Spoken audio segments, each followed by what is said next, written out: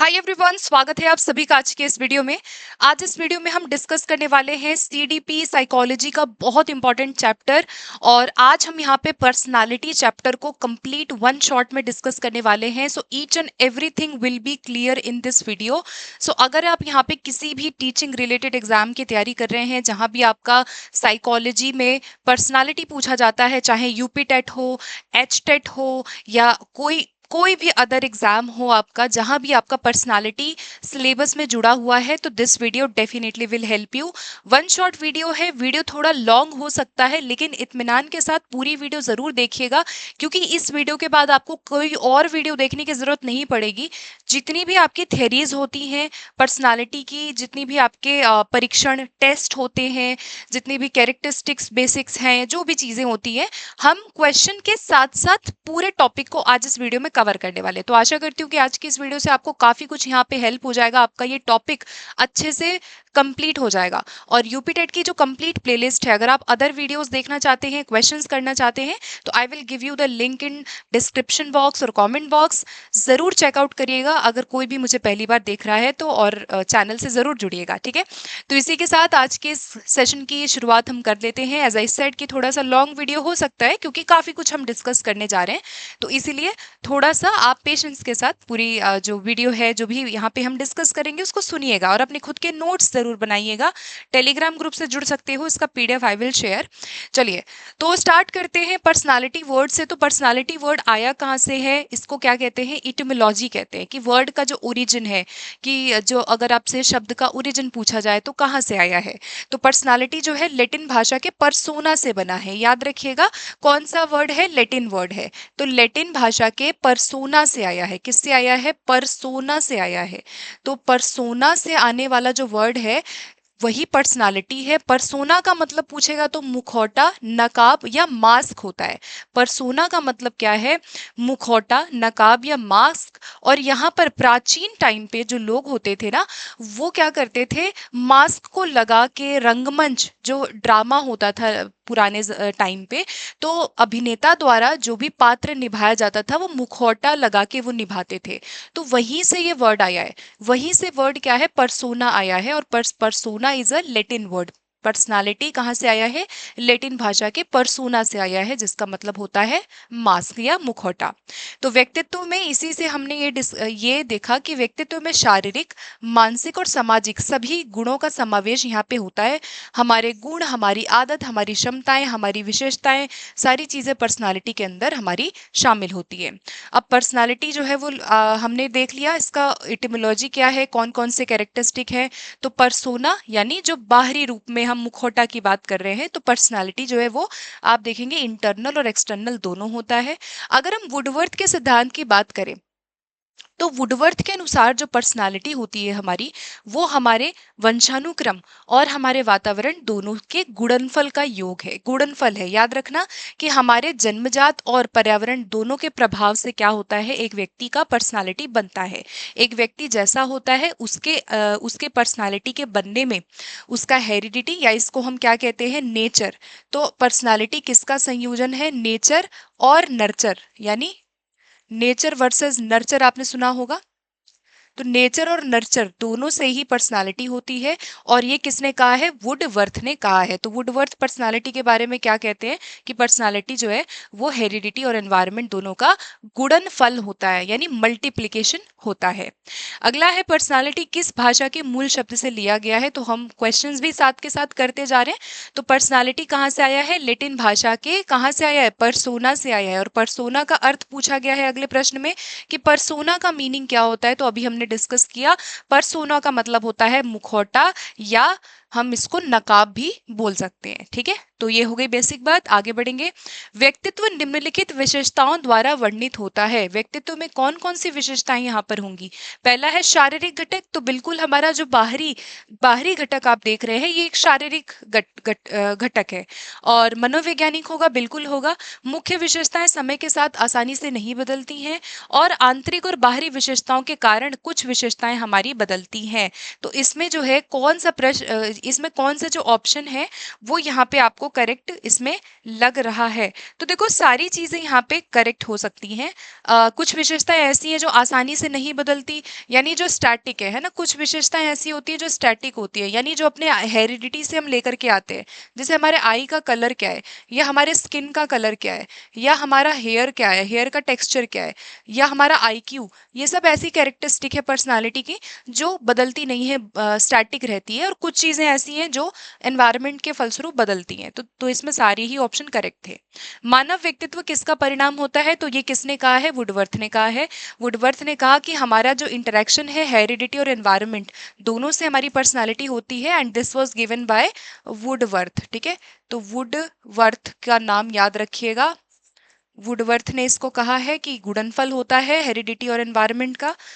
अगला, कौन सी विशेषताएं व्यक्तित्व की होंगी, तो each person has a unique personality. बिल्कुल ठीक है कि हर पर्सन जो पर्सन है, इंडिविजुअल डिफरेंसेस के कारण हर पर्सन का व्यक्तित्व अलग है। Personality acts as a combined whole, और personality is static not dynamic. तो ये वाला नहीं होगा कि ये स्टैटिक है, तो 1 और 2 ओनली करेक्ट। देखो पर्सनालिटी स्टैटिक नहीं होता है, पर्सनालिटी क्या होता है, गतिशील होता है। पर्सनालिटी क्या है, गतिशील है, बिल्कुल स्टैटिक नहीं होता है।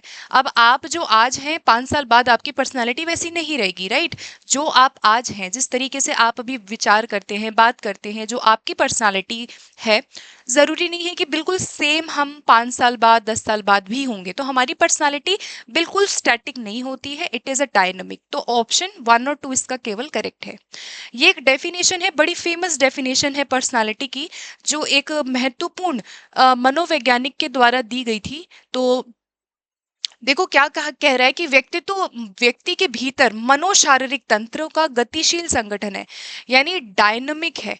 पर्सनालिटी क्या है, हमारा डायनामिक, जो गतिशील है, डायनामिक ऑर्गेनाइजेशन है, जो उसके पर्यावरण के प्रति उसके विशिष्ट समायोजन को निर्धारित करते हैं। तो ये बड़ी ही अच्छी डेफिनेशन ऑलपोर्ट ने दी है। तो JW ऑलपोर्ट की डेफिनेशन है, किसकी डेफिनेशन है, ऑलपोर्ट की है, याद रखिएगा, इंपॉर्टेंट है। अब आगे बढ़ेंगे, हम यहाँ पे बात करने वाले हैं कि व्यक्तित्व को प्रभावित करने वाले कौन कौन से हमारे फैक्टर्स होते हैं। पहला है वंशानुक्रम, ये हमारे पर्सनालिटी को प्रभावित करता है, यानी जो भी हम हेरिडिटी से अपने शारीरिक और मानसिक संरचना लेकर के आते हैं। अब शारीरिक संरचना में मान लो बॉडी का स्ट्रक्चर क्या है, बॉडी का स्ट्रक्चर क्या है, तो कहीं ना कहीं आप देखेंगे कि हम अपनी हाइट को, हम अपने वेट को लेकर के आते हैं ना, हाइट वेट, आई का कलर क्या है, आंखों का रंग, हाइट वेट क्या है, ये सब आपकी शारीरिक है। मानसिक संरचना में IQ हम लेकर के आते हैं, तो पर्सनालिटी में वंशानुक्रम हो गया। दूसरा फैक्टर क्या है, वातावरण में परिवार का वातावरण, समाज का वातावरण, विद्यालय में किस तरीके से हम अनुशासन या किस तरीके के विधियों को यूज करते हैं, और शैक्षिक वातावरण कैसा है, सांस्कृतिक कल्चरल वातावरण कैसा है। तो वातावरण में सारी चीजें आ गई। जन्म क्रम कई बार प्रभावित करता है कि प्रथम जन्म क्रम बालक अधिक निर्भर, एकाग्री और अंतर्मुखी होता है।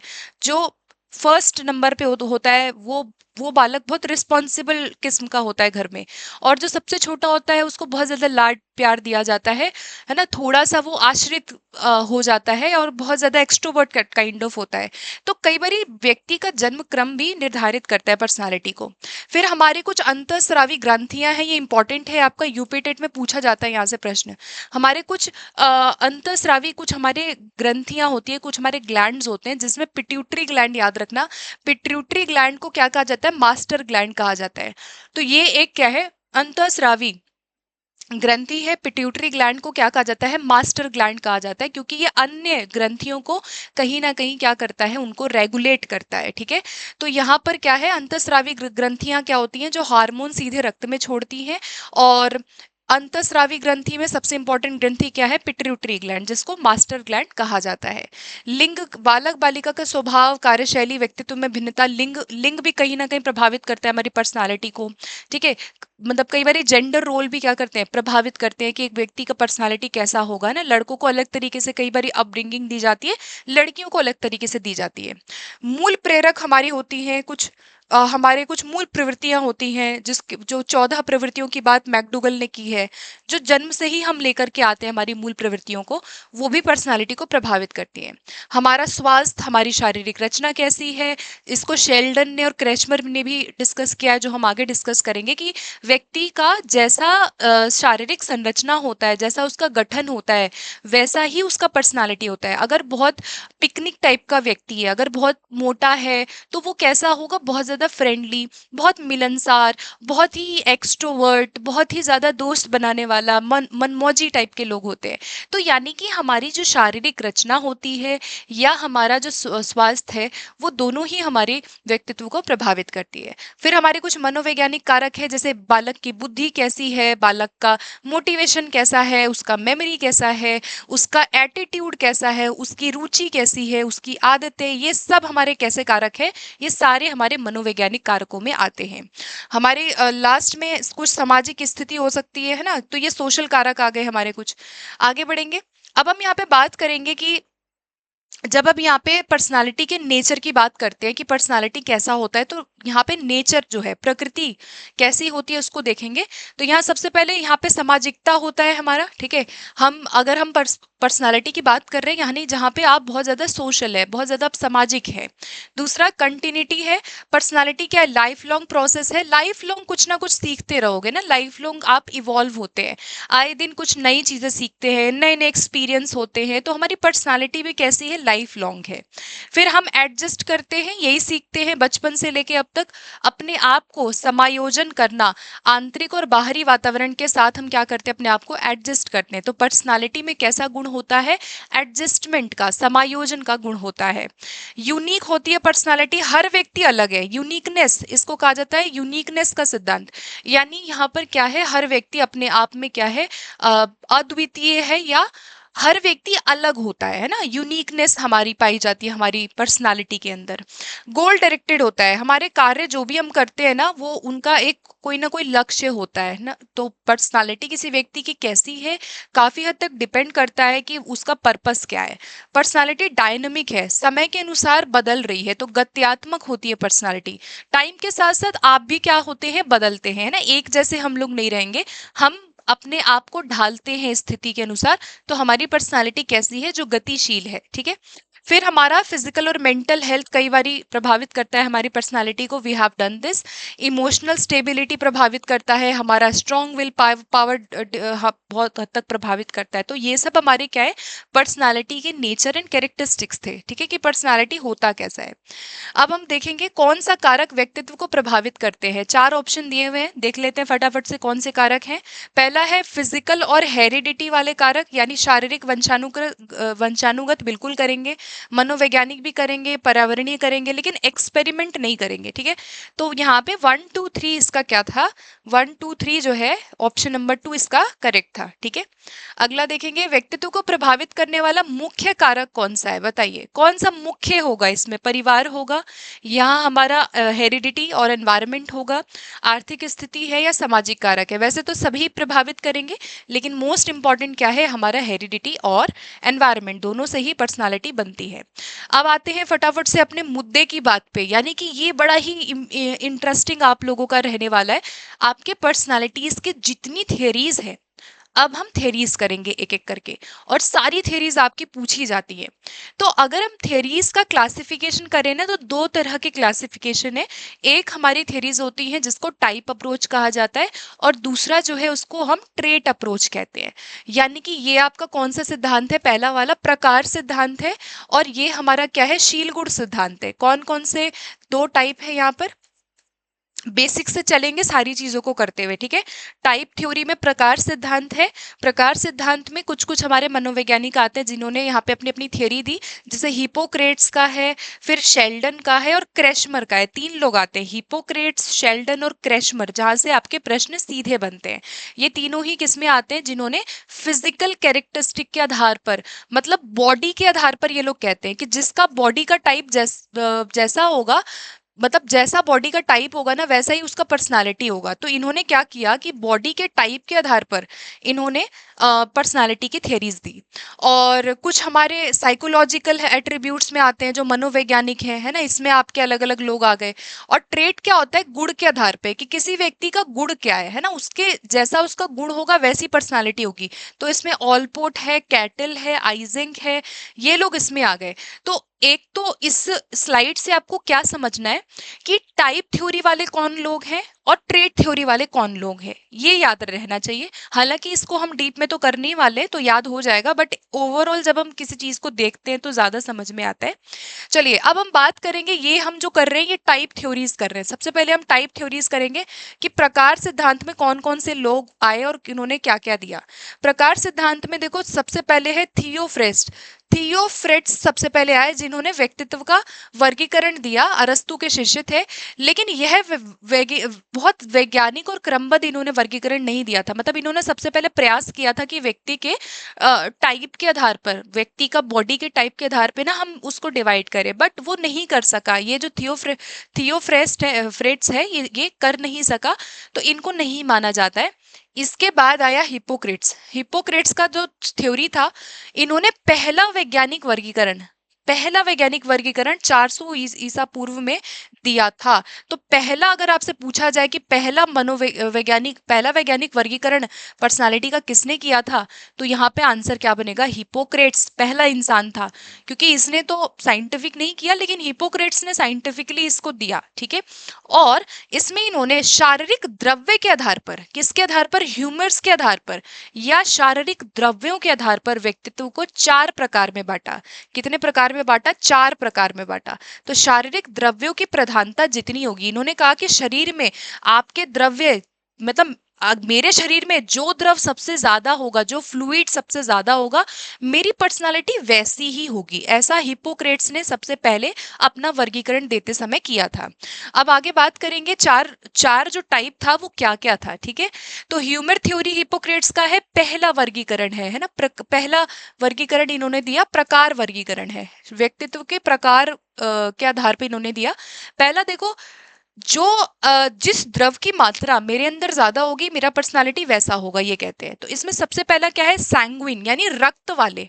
यानी अगर आपके शरीर में रक्त की प्रधानता ज्यादा है, रक्त की प्रधानता ज्यादा है, तो आप कैसे होंगे, बहुत खुश मिजाज होंगे। रेड मतलब ब्राइट, है ना, रेड गुस्से वाला भी होता है, लेकिन ये वाला रेड कैसा है, ये वाला रेड है बहुत खुश मिजाज, खुश, एकदम सक्रिय, एक्टिव। आप बहुत एक्टिव हो, बहुत आप खुश मिजाज पर्सन है, मजे में रहने वाले आप है। तो ये कैसे हो गए, ये लोग रक्त वाले लोग हो गए, सैंग्विन लोग हो गए।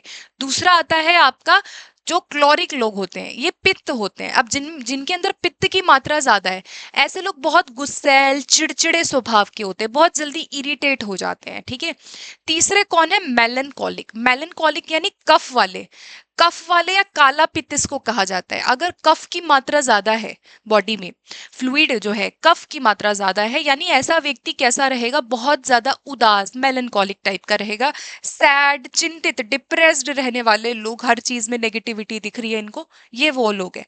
चौथे में फैल्गमिक यानी श्लेष्म।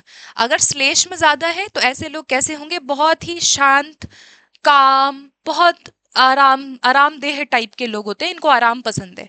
तो ये 4 टाइप जो है किसने दिया है, हिपोक्रेट्स ने दिया है व्यक्तित्व का पहला वर्गीकरण, ठीक है। अब क्वेश्चन करेंगे, प्रथम प्रकारात्मक वर्गीकरण व्यक्तित्व का अगर पूछा जाए, टाइपोलॉजिकल क्लासिफिकेशन, यानी टाइप के आधार पर पहला क्लासिफिकेशन किसने किया था, तो आंसर क्या है, हिपोक्रेट्स। किसने किया था, हिपोक्रेट्स ने किया था। अगला, हिपोक्रेट्स के अनुसार 4 प्रकार कौन कौन से हैं, अभी डिस्कस किया है, जस्ट अभी किया है। अभी मैं उम्मीद करूंगी कि आप लोग आंसर साथ के साथ करते जा रहे हो, ठीक है।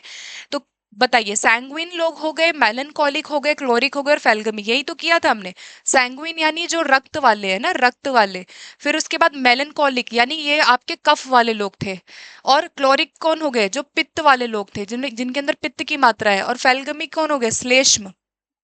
तो 4 जो टाइप है वो हो जाएंगे हिपोक्रेट्स के अनुसार। अगला देखेंगे, अब है शारीरिक दृष्टिकोण के आधार पर और 2 लोग आते हैं, अभी हम डिस्कस करेंगे। अगला जो है, हिपोक्रेट्स हो गए। अब आते हैं क्रेचमर। तो क्रेचमर ने 1926 में इन्होंने अपनी पुस्तक दी थी, अब देखो पुस्तक का नाम आया यहाँ पे, फिजिक एंड कैरेक्टर। पुस्तक का नाम याद रखिएगा भाई, फिजिक एंड कैरेक्टर में क्रेशमर ने रचना के आधार पर 4 प्रकार बताए। किसके आधार पर? रचना के आधार पर, कि जैसा शरीर का रचना होगा, स्ट्रक्चर, स्ट्रक्चर यानी संरचना के आधार पर पूछा जाए, संरचना के आधार पर या रचना के आधार पर पूछा जाए, यानी बेस्ड ऑन स्ट्रक्चर इन्होंने 4 प्रकार की पर्सनालिटी दी थी। आइए एक एक करके बात करते हैं, सबको देखना जरूरी है। पहले होते हैं स्थूल काय लोग, जो पिकनिक वाले लोग होते हैं, तो इंग्लिश में याद रखोगे ज्यादा फायदा है, ठीक है। पिकनिक टाइप के लोग कौन होते हैं? जो मोटे होते हैं। ये पहले वाले जो आप देख रहे हैं ये बहुत मोटे से लोग होते हैं, तो ये लोग बहुत सामाजिक, खुशमिजाज, गोल मटोल, बहुत एक्टिव, खुश रहने वाले लोग होते हैं, ठीक है। दूसरे हो गए आपके कृष्णकाय, जो एस्थेनिक होते हैं, एस्थेनिक टाइप। एस्थेनिक यानी जो ये वाले आप देख रहे हैं, एस्थेनिक लोग बहुत लंबे से होते हैं। तो एस्थेनिक लोग जो होते हैं, जो कृष्णकाय होते हैं, ये कौन होते हैं? दुबले पतले से होते हैं, दुबले पतले, दुबले पतले, दुबले पतले होते हैं और लंबे लंबे होते हैं, टॉल होते हैं। ऐसे लोगों की हाइट ज्यादा होती है और बहुत पतले से होते हैं। तो एस्थेनिक टाइप के लोग कौन हो गए? जो दुबले पतले लंबे हैं, ज्यादातर निराश रहने वाले, बहुत ही चिड़चिड़े रहने वाले ये लोग होते हैं। दुबले पतले होते हैं, निराश स्वभाव होता है और बहुत ही लंबा सा कद होता है इन लोगों का और बड़े चिड़चिड़े से रहते हैं। तीसरे होते गए एथलीट, एथलेटिक टाइप, जिसकी जो सुडौल टाइप के लोग होते हैं, यानी जिनकी बॉडी बहुत क्या सुडौल है, ऐसे व्यक्ति ये हो गए एथलेटिक टाइप के, ठीक है। ये लोग क्या होते हैं? बहुत ज्यादा एक्टिव होते हैं, बहुत ज्यादा ये लोग आशावादी होते हैं, बहुत मजबूत शरीर है, संतुलित रहते हैं, बहुत ही ज्यादा एक्टिव रहते हैं, ठीक है। और लास्ट में इन्होंने चौथा टाइप बाद में जोड़ा था, जिसको विशालकाय या डिस्प्लास्टिक कहा जाता है। क्या कहा जाता है? डिस्प्लास्टिक। डिस्प्लास्टिक लोग कौन हो गए? ये सारे जो ऊपर के हमने देखे हैं, इनका मिला जुला जो संयुक्त रूप होता है, संयुक्त मिश्रण, तो मिले जुले रूप वाले ये लोग होते हैं, मतलब इसमें सारे टाइप मिक्स होकर के ऐसे लोग होते हैं। तो 4 टाइप है। ये किसने दिया है? क्रेशमर ने। तो क्रेशमर ने अपनी पुस्तक, पुस्तक का नाम क्या है? Physique and character. इसमें इन्होंने पर्सनालिटी के 4 प्रकार बताए थे।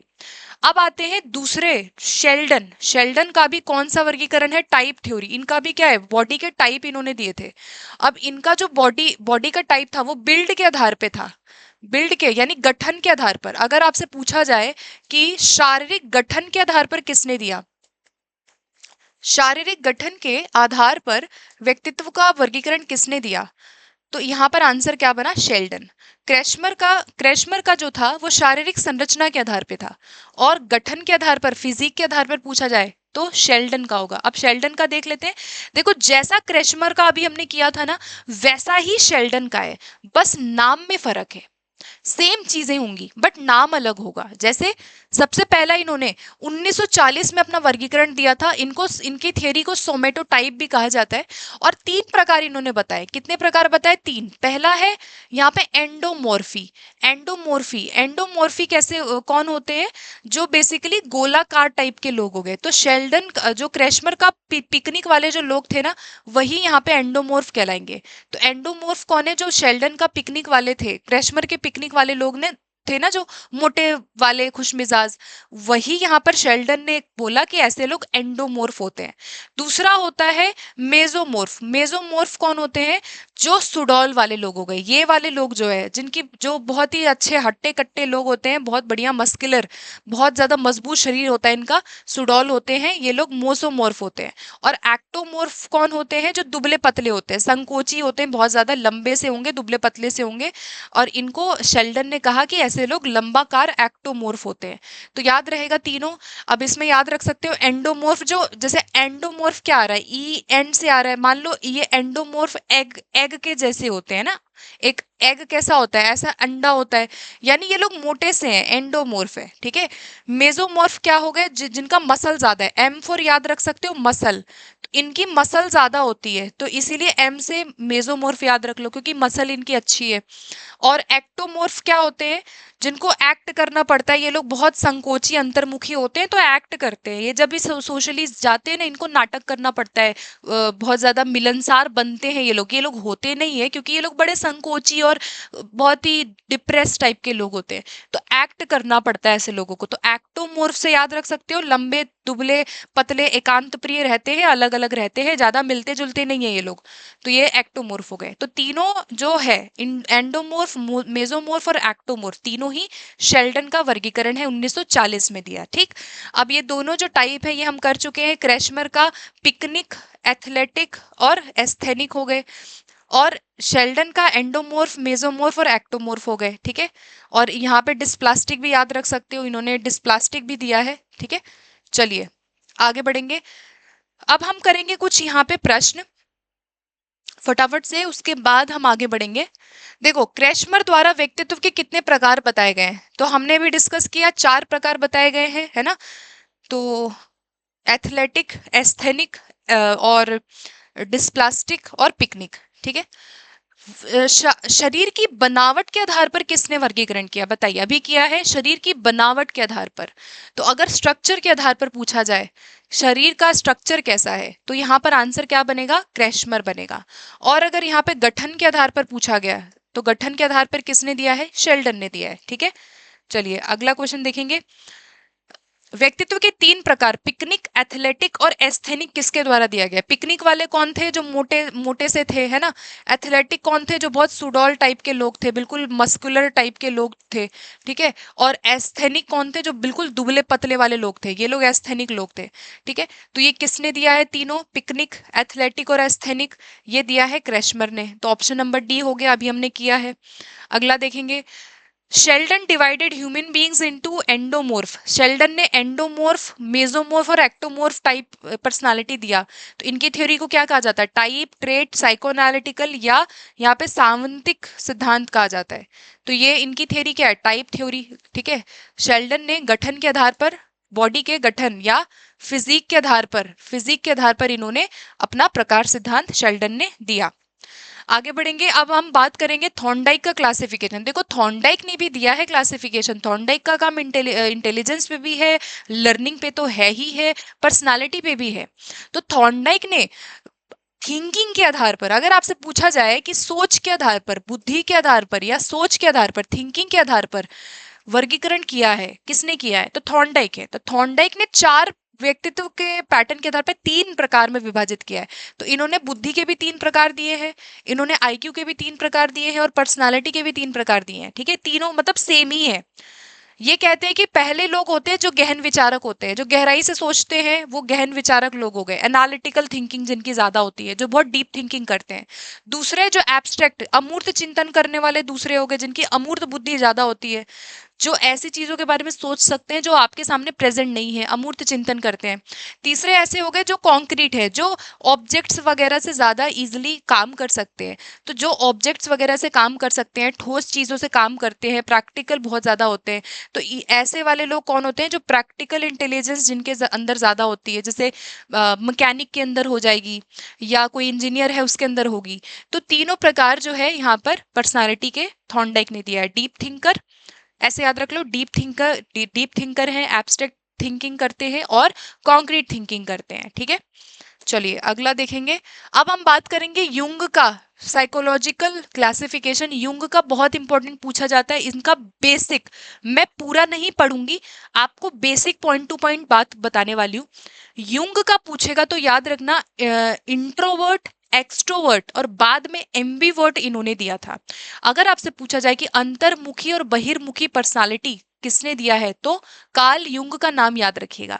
तो यहाँ पर मनोवैज्ञानिक गुणों के आधार पर इनकी एक बुक आई थी जिसको साइकोलॉजिकल टाइप्स कहा जाता है। बुक का नाम याद रख सकते हो, बहुत इंपॉर्टेंट है। युंग की किताब आई थी साइकोलॉजिकल टाइप्स, मनोवैज्ञानिक प्रकार। तो मनोवैज्ञानिक यानी सामाजिक अंतःक्रिया के आधार पर या मनोवैज्ञानिक गुणों के आधार पर इन्होंने पर्सनालिटी के 3 हमारे प्रकार बताए थे। पहला, अंतर्मुखी व्यक्ति, यानी ऐसे लोग बहुत ज्यादा इंट्रोवर्ट होते हैं, संकोची होते हैं, ज्यादा बात नहीं करते हैं, अपने अनुसार अपने अंदर अपनी ही भावनाओं में रहते हैं, बहुत डीप थिंकर ये लोग होते हैं, अकेले रहना, शांत रहना बहुत पसंद करते हैं। तो इंट्रोवर्ट लोग हो गए। फिर हम में से कुछ लोग ऐसे होंगे जो एक्सट्रोवर्ट लोग होंगे, बड़े सोशल रहते हैं, दोस्त ज्यादा बना लेते हैं, समूह में रहते हैं, लीडरशिप योग इनकी अच्छी होती है, एडजस्ट कर पाते, कहीं भी जाएंगे ना अपने आप को घुल घुल मिल जाएंगे और लोगों से। तो ऐसे लोग बहुत एक्सट्रोवर्ट होते हैं, ज्यादा दोस्त होते हैं इनके, बहुत मिलनसार होते हैं। जैसे कोई टीचर है, कोई पॉलिटिशियन है, कोई सोशल वर्कर है, उन लोगों के अंदर इस तरह का गुण पाया जाता है ज्यादातर। फिर एक पर्सनालिटी इन्होंने बताया जो एम्बीवर्ट होते हैं, यानी जो इंट्रोवर्ट एक्सट्रोवर्ट के मिले जुले कॉम्बिनेशन होते हैं। तो ये लोग ऐसे होते हैं जो मिक्स होते हैं, और ये लोग अपनी सिचुएशन के अकॉर्डिंग ये लोग एक्सट्रोवर्ट भी बन सकते हैं, इंट्रोवर्ट भी बन सकते हैं। जरूरत पड़ी तो एक्सट्रोवर्ट बन जाएंगे, और जरूरत पड़ी तो इंट्रोवर्ट भी ये लोग बन जाएंगे। तो ये आपका याद रखना, साइकोलॉजिकल टाइप्स, क्या नाम है कार्ल यूंग की बुक का, साइकोलॉजिकल टाइप्स, मनोवैज्ञानिक प्रकार, साइकोलॉजिकल टाइप्स किताब में इन्होंने पर्सनालिटी के इंट्रोवर्ट, एक्सट्रोवर्ट और एम्बीवर्ट की बात बाद में की है।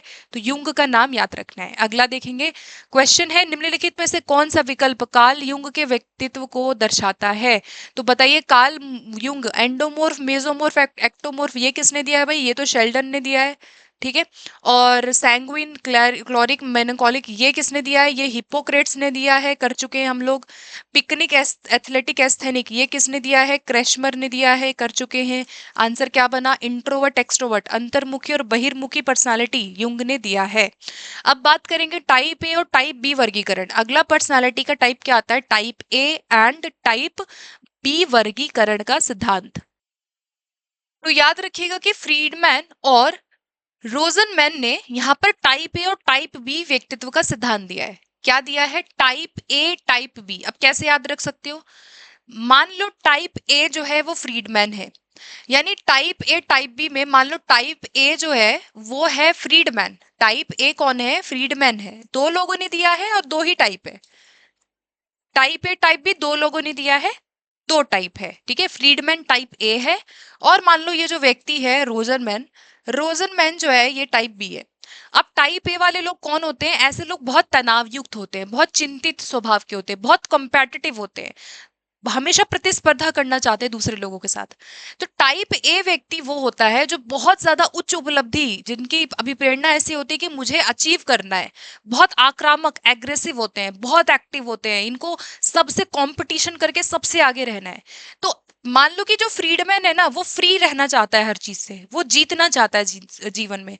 तो ये टाइप ए वाले जो लोग होते हैं ना, याद रखना, ऐसे लोग बहुत उतावले होते हैं, इम्पेशेंट होते हैं, कि बस करना है, अगर उनको कुछ अचीव करना है तो वो करके रहेंगे। बड़े टाइम को लेकर के बहुत टाइम बाउंड लोग होते हैं कि भाई 3 दिन में करना है तो 3 दिन में ही करूंगा, ऐसे वाले लोग होते हैं। तो ये बहुत ज्यादा प्रतिस्पर्धी होते हैं, दूसरों से आगे रहना चाहते हैं, अपने आप अपने जीवन में बहुत अच्छा करने की के लिए बहुत उतावले रहते हैं ऐसे लोग। तो ये बहुत टाइम प्रेशर लेते हैं कि भाई कम, इतना टाइम है, इतने टाइम में मुझे अपना काम करना है। ये लोग टाइप ए हो गए। ऐसे लोगों को हेल्थ का इशू बहुत ज्यादा होता है, ठीक है। इन्होंने कहा कि इन्होंने जो वर्गीकरण दिया, इन्होंने कहा कि जो टाइप ए वाले व्यक्ति होते हैं ना, उनका ज्यादातर हार्ट डिजीज और ब्लड प्रेशर ज्यादा होता है, ठीक है, ऐसे लोगों का। दूसरे लोगों का टाइप बी। अब टाइप बी जो है वो रोजरमैन है। रोजरमैन बहुत ज्यादा, बहुत शांत रहता है, आराम से, बहुत ही ज्यादा, ये कैसे है, तनाव मुक्त होते हैं, बहुत टेंशन नहीं लेते हर चीज का, शांत रहते हैं, यथार्थवादी रहते हैं। इनका हेल्थ रिस्क भी कम रहता है क्योंकि ये ज्यादा टेंशन नहीं लेते हैं, ये लोग शांत रहते हैं, बहुत स्पर्धा नहीं करते हैं लोगों से, लेस कॉम्पिटिटिव है, और ऐसे लोग अपने आप को बहुत जल्दी एडजस्ट कर लेते हैं, बहुत रियल सोचने वाले लोग होते हैं। तो टाइप ए और टाइप बी सिद्धांत किसने दिया है? दो लोगों ने दिया है, फ्रीडमैन एंड रोजनमैन, ठीक है। टाइप ए वाले बड़े ही आगे आक्रामक रहने वाले, टाइप भी बड़े शांत होते हैं। अब आते हैं आइजेंक का, इंपॉर्टेंट है, पहले बता रही हूं। अब ये जो हम वर्गीकरण कर रहे हैं, ये हम ट्रेट का वर्गीकरण कर रहे हैं। क्या कर रहे हैं? ट्रेट।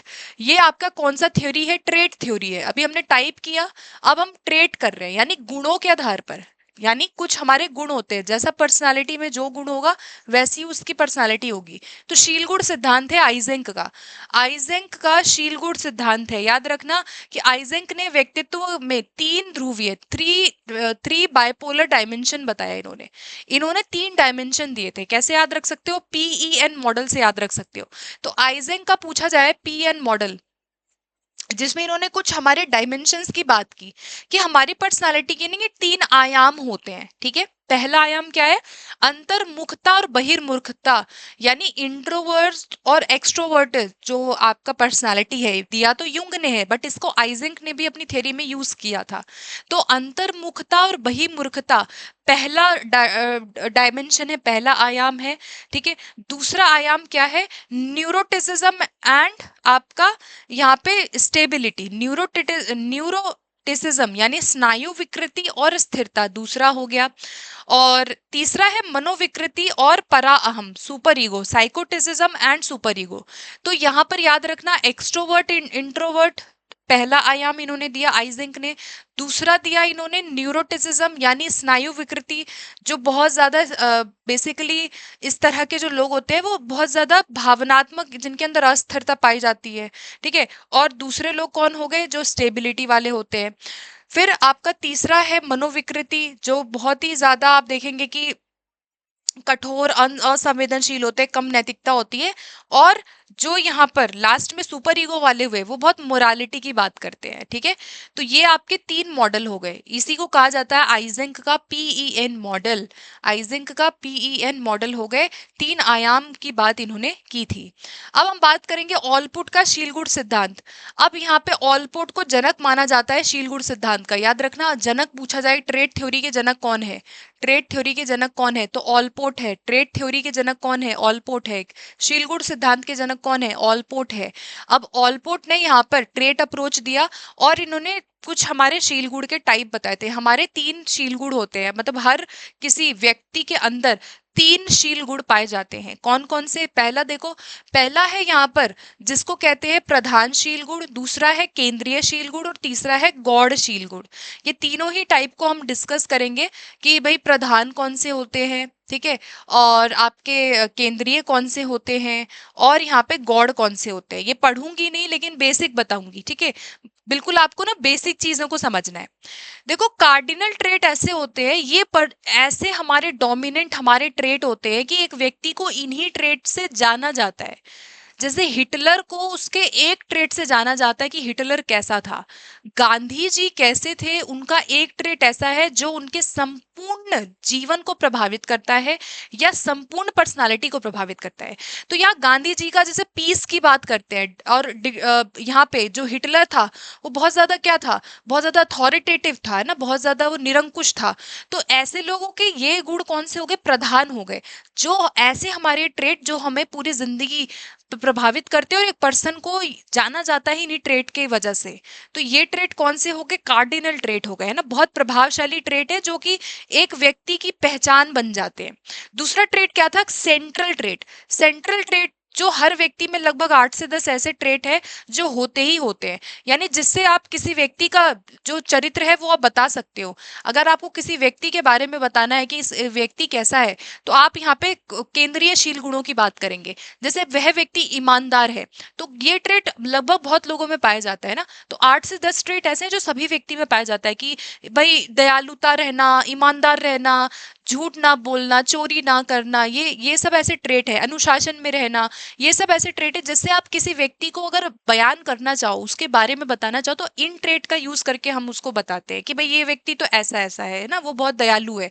तो आप किसी व्यक्ति का वर्णन कर रहे हैं, तो वर्णन करने के लिए सेंट्रल केंद्रीय हमारे कुछ गुण होते हैं। तीसरा गुण होता है सेकेंडरी, जो आपके बहुत ज्यादा सिचुएशनल होते हैं, यानी कभी कभी नजर आते हैं। किसी व्यक्ति की विशेष परिस्थितियों में आप इन ट्रेट को देख पाएंगे। जैसे यहाँ पर खाने पीने की आदत किसी की कैसी है, कैसे वो पहनता है, उसका पहनावा क्या है, ये सब आपके सेकेंडरी ट्रेट है। फॉर एग्जाम्पल, यहाँ पे एक ट्रेट ऐसा हो सकता है कि आमतौर पर एक व्यक्ति जो है बहुत ज्यादा शांत रहता है, लेकिन लेकिन जब किसी से गुस्सा है तो वो बहुत ज्यादा गुस्सैल भी हो जाता है। यानी ये गुस्सा आना कैसा ट्रेट हो गया? सेकेंडरी ट्रेट हो गया कि आमतौर पे मैं डरती नहीं हूँ, आमतौर पे मैं डरती नहीं हूँ, लेकिन अगर कोई मुझे अंधेरे में छोड़ दे कहीं जंगल में तो मैं डर जाऊंगी। या एक व्यक्ति है जो आमतौर पे बड़ा नॉर्मल रहता है, लेकिन जब वो इंटरव्यू देने जाता है ना तो वो कांपता है, वो डर जाता है। तो वो ऐसा ट्रेट इसका क्या है? जो सेकेंडरी है, जो आप पर्टिकुलर किसी स्पेसिफिक टाइम पीरियड में ही देख पाते हो या स्पेसिफिक किसी किसी सिचुएशन में आप जिन ट्रेट को देखते हैं। तो ये तीनों ट्रेट जो है प्रधानशील गुण, केंद्रीय शील गुण और गॉड शीलगुड, तीनों ही शीलगुड किसने दिया है? ऑलपोर्ट ने दिया है, और ट्रेड थ्योरी का जनक इनको कहा जाता है। ठीक, तो ये हो गए, ऑलपोर्ट ने दो भागों में बांटा, कॉमन और पर्सनल, और इन्होंने विशिष्ट जो पर्सनल शीलगुड है इसके तीन प्रकार दिए थे। जो अभी हम डिस्कस कर रहे थे ये कौन से ट्रेड थे? तीनों ही हमारे पर्सनल ट्रेड थे। ठीक है, तो कॉमन ट्रेड और पर्सनल ट्रेड दिया, और पर्सनल ट्रेड के भी तीन टाइप इन्होंने बताए थे। चलिए आगे बढ़ते हैं। अगला है यहाँ पे कारक विश्लेषण। अब आते हैं कैटल का फैक्टर थ्योरी। कैटल ने फैक्टर थ्योरी दी थी 1965 के अंदर, और कैटल ने भी हमारे दो प्रकार के इंपॉर्टेंट ट्रेट की बात की थी। तो कैटल की थ्योरी जो है ये भी आपका गुण सिद्धांत माना जाता है। ठीक है, ये भी आपका क्या है? ट्रेट थ्योरी है। अब कैटल ने व्यक्तित्व में दो प्रकार के विशेषकों का वर्णन किया था। देखो, कुछ हमारे ट्रेट ऐसे होते हैं जो सतही होते हैं, सरफेस ट्रेट होते हैं, और कुछ ऐसे होते हैं जो सोर्स ट्रेट होते हैं। तो सतही शील गुण और मूल शील गुणों की बात किसने की है? क्वेश्चन आएगा, सतही शील गुण और मूल शील गुणों की बात किसने की है? तो ये कैटल ने की है, और इसी के आधार पे इन्होंने अपना 16 पीएफ पर्सनालिटी जो टेस्ट है वो इन्होंने बनाया था इनके मापन के लिए। तो इन्होंने कहा कि जो हमारे सरफेस ट्रेट होते हैं ना, ये ऐसे हमारे गुण होते हैं जो दिन प्रतिदिन की क्रियाओं में दिखते हैं। ऐसे ट्रेट जिसको आप देख सकते हो, जिसको आप ऑब्जर्व कर सकते हो, जो सामने से दिखाई दे रहे हैं। यानी मेरे ऐसे ट्रेट जो आप मेरे अंदर अभी देख सकते हैं, ये मेरे सरफेस ट्रेट है। कुछ ट्रेट ऐसे होते हैं जो हमारे मूल होते हैं, यानी जिनको सोर्स कहा जाता है, जो हिडन होते हैं, जो बेसिकली ये ज्यादा स्थायी होते हैं। जैसे आप मेरे कुछ ऐसे ट्रेट है, या जैसे मेरी बुद्धिमत्ता, मित्रता कैसी है, ये ऐसे ट्रेट है जो आप देख नहीं सकते, आसानी से दिखेंगे नहीं। ठीक है, तो सतही ट्रेट जो आसानी से आप देख सकते हैं, ऑब्जर्व कर सकते हैं, जो आप सामने से आपको दिख रहे हैं। सोर्स ट्रेट ऐसे हैं जो हिडन होते हैं कई बारी, और बहुत इजीली दिखाई नहीं पड़ते हैं। ठीक है, तो कैटल ने इन्हीं इन्हीं शील गुणों की बात की, और इसके आधार पर इन्होंने व्यवहार के आधार पर डायनामिक, एबिलिटी और टेम्परमेंट ट्रेट की भी बात की थी। ठीक है, तो कैटल के दो ट्रेट इंपॉर्टेंट है, और 16 पीएफ पर्सनालिटी टेस्ट इन्होंने दिया। 16 पीएफ जो टेस्ट बनाया इन्होंने पर्सनालिटी का, जो कि एक ऑब्जेक्टिव टेस्ट था। ये आपका कैसा टेस्ट था? वस्तुनिष्ठ परीक्षण था, और इन्होंने एक वस्तुनिष्ठ परीक्षण बनाया, और जो ये सोर्स ट्रेट है इसी को इन्होंने आगे 16 कारकों में वर्गीकरण किया। 16 कारकों ट्रेट की गुणों की बात की, और 16 पीएफ टेस्ट भी कैटल ने दिया था। ठीक है, तो इनकी थ्योरी को फैक्टर एनालिसिस भी कहा जाता है। अगला देखेंगे, व्यक्तित्व का पंचकारक मॉडल, बिग 5 मॉडल किसने दिया? तो दो लोग याद रखना है। पंचकारक मॉडल जो है वो कोस्टा और मैक्रे ने दिया है 1985 में। तो इसको क्या कहा जाता है? Big 5 model. बिग 5 मॉडल में यहाँ पे शील गुण, 5 शील गुणों की बात की है। बिग 5 मॉडल में 5 शील गुण की बात की है। इसको आप कैसे याद रख सकते हो? OCEAN, ओशियन से याद रख सकते हो। ठीक है, और कोस्टा और मैक्रे ने दिया है पंचकारक मॉडल। किसने दिया है? कोस्टा और मैक्रे ने दिया है। OCEAN, ओशियन से याद रख सकते हो। 5 हैं, कौन कौन से? O फॉर होता है ओपननेस, यानी हम कितना ओपन है, नई नई चीजों को आप, क्रियोसिटी आपके अंदर, बहुत जिज्ञासु है आप, है बहुत क्रियोसिटी आपके अंदर है, आप नई नई चीजों को देखना चाहते हो, यानी आपके अंदर ओपननेस है। दूसरा क्या है? यहाँ पे कर्तव्यनिष्ठ होना, यानी जब हम अपने लक्ष्य के प्रति बहुत ज्यादा डेडिकेटेड है तो कर्तव्यनिष्ठता हो गई। C4 आपका कंसाइंस हो गया। तीसरा है एक्सट्रोवर्जन, यानी बहिर्मुखी, बहुत ज्यादा मिलनसार, बहुत बातूनी लोग हैं, बहुत फ्रेंड्स बनाते हैं। चौथा है अग्रीबलनेस, यानी जब आप दूसरों के प्रति दया, सहयोग दिखाते हैं तो उसको अग्रीबलनेस कहेंगे। और लास्ट में है न्यूरोटिसिज्म, यानी स्नायु विकृति, यानी जहां पर हम बहुत समायोजन करने में डिफिकल्टी है या अस्थिरता जहां पाई जा रही है, वहां पे आ गया। तो 5 मॉडल। व्यक्तित्व का पंचकारक सिद्धांत पूछा जाए, पंचकारक सिद्धांत किसने दिया है? कोस्टा और मैक्रे। 5 मॉडल की बात की है। ठीक है, अगला देखेंगे। अब आता है स्प्रेंजर का। अगर आपसे एग्जाम में पूछा जाए कि व्यक्तित्व का समाज शास्त्रीय वर्गीकरण किसने किया है? व्यक्तित्व का समाज शास्त्रीय, यानी समाज के आधार पर, इनकी बुक आई थी टाइप्स ऑफ मेन। क्या है बुक? Types of main. इन्होंने अपनी किताब में किसने? स्प्रेंजर।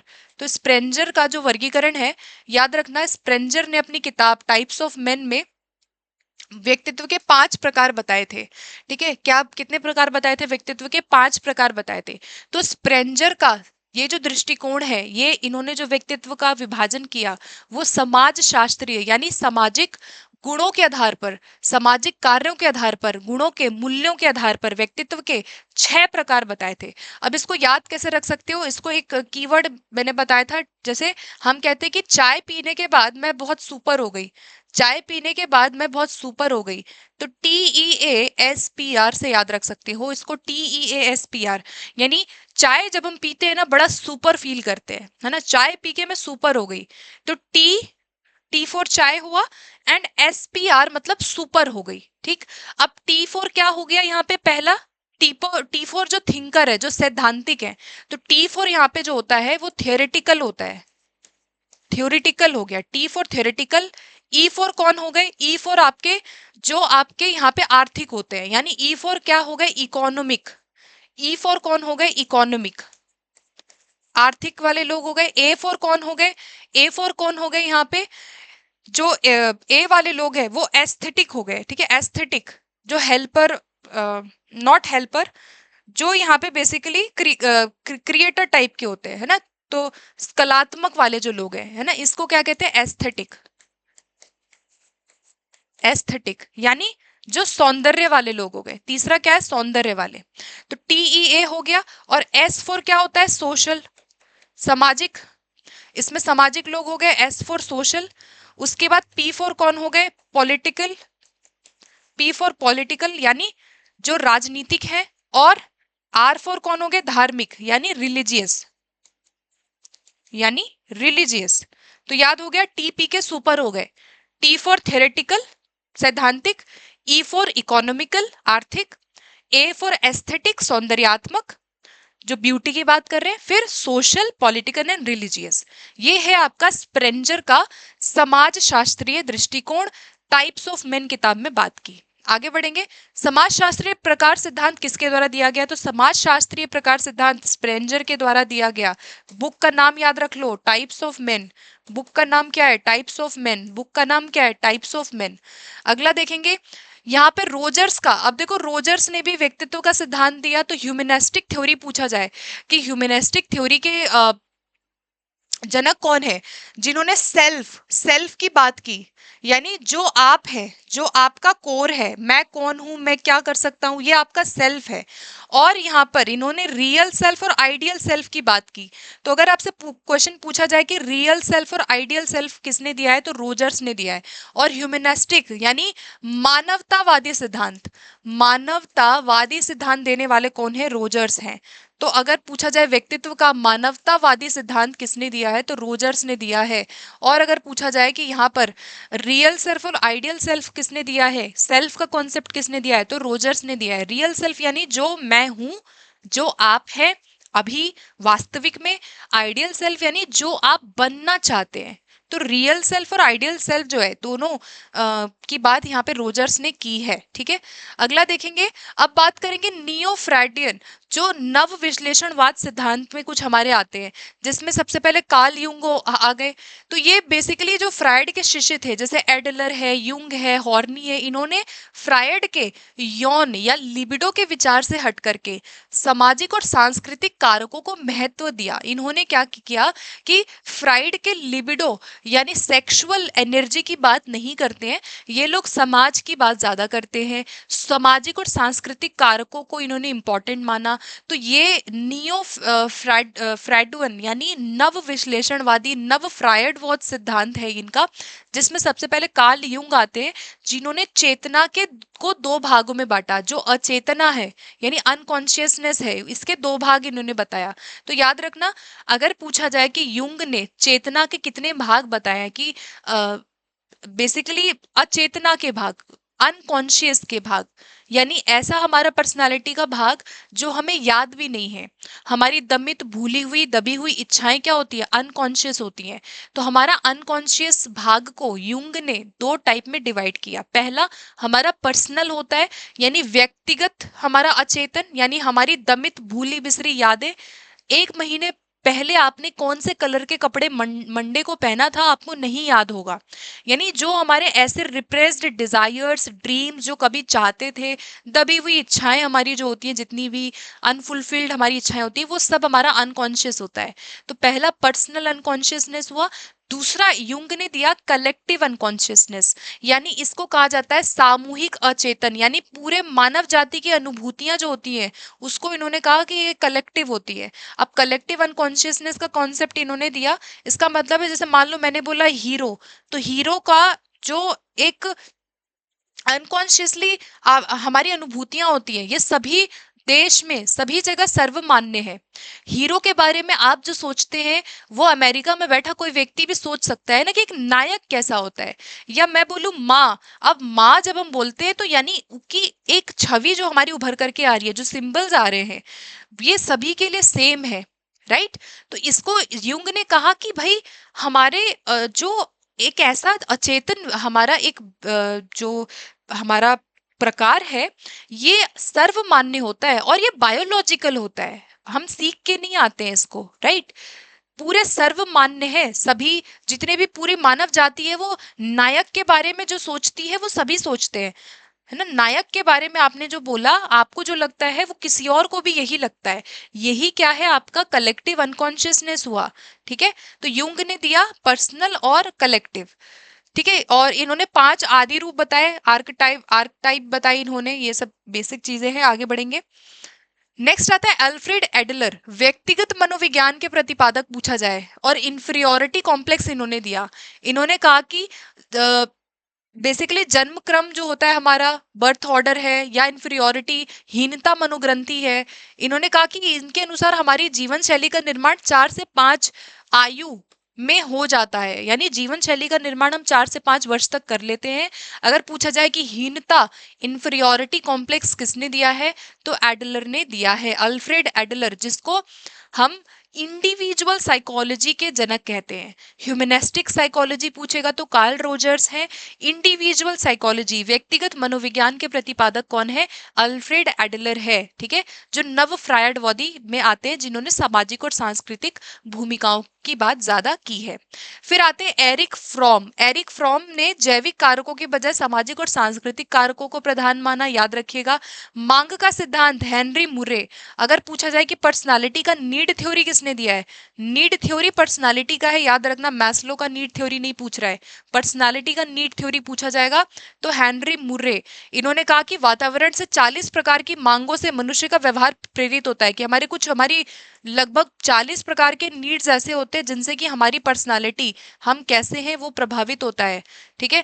और कैरेन हॉर्नी ने मौलिक चिंता, बेसिक एंजाइटी का कॉन्सेप्ट दिया, और इनके अनुसार माता पिता व्यवहार बच्चों में मूल दुश्चिंता को उत्पन्न करता है। इन्होंने जो पेरेंट्स हैं उनका जो प्रभाव है, जो व्यवहार है, वो कहीं ना कहीं बच्चों में एक तरीके का जो एंजाइटी है या जो मूल दुश्चिंता है उसको ये उत्पन्न करता है, ऐसा इन्होंने कहा था। कि अगर पेरेंट्स का पर्टिकुलर कोई ऐसा व्यवहार है जो ठीक नहीं है, उससे क्या हो सकती है, एक एंजाइटी बच्चों में हो सकती है। तो बेसिक एंजाइटी का कॉन्सेप्ट, मौलिक चिंता या दुश्चिंता, किसने दिया है, कैरेन हॉर्नी ने दिया है, ठीक है। अब बात करेंगे नव फ्रायडवाद, जिन्होंने सामाजिक संस्कृति को इम्पोर्टेंट माना। इन्होंने लिबिडो यानी सेक्सुअल एनर्जी की बात ये लोग नहीं करते, ये कहते कि सोसाइटी ज्यादा जरूरी है। कर लिया हमने, अल्फ्रेड एडलर हो गए, है ना। हीनता मनोग्रंथि इन्होंने दिया, और इन्होंने कहा कि 4 से 5 ईयर तक बच्चे की जो लाइफस्टाइल है वो एक हद तक डेवलप हो जाती है, ऐसा अल्फ्रेड एडलर बेसिकली एडलर मानते हैं।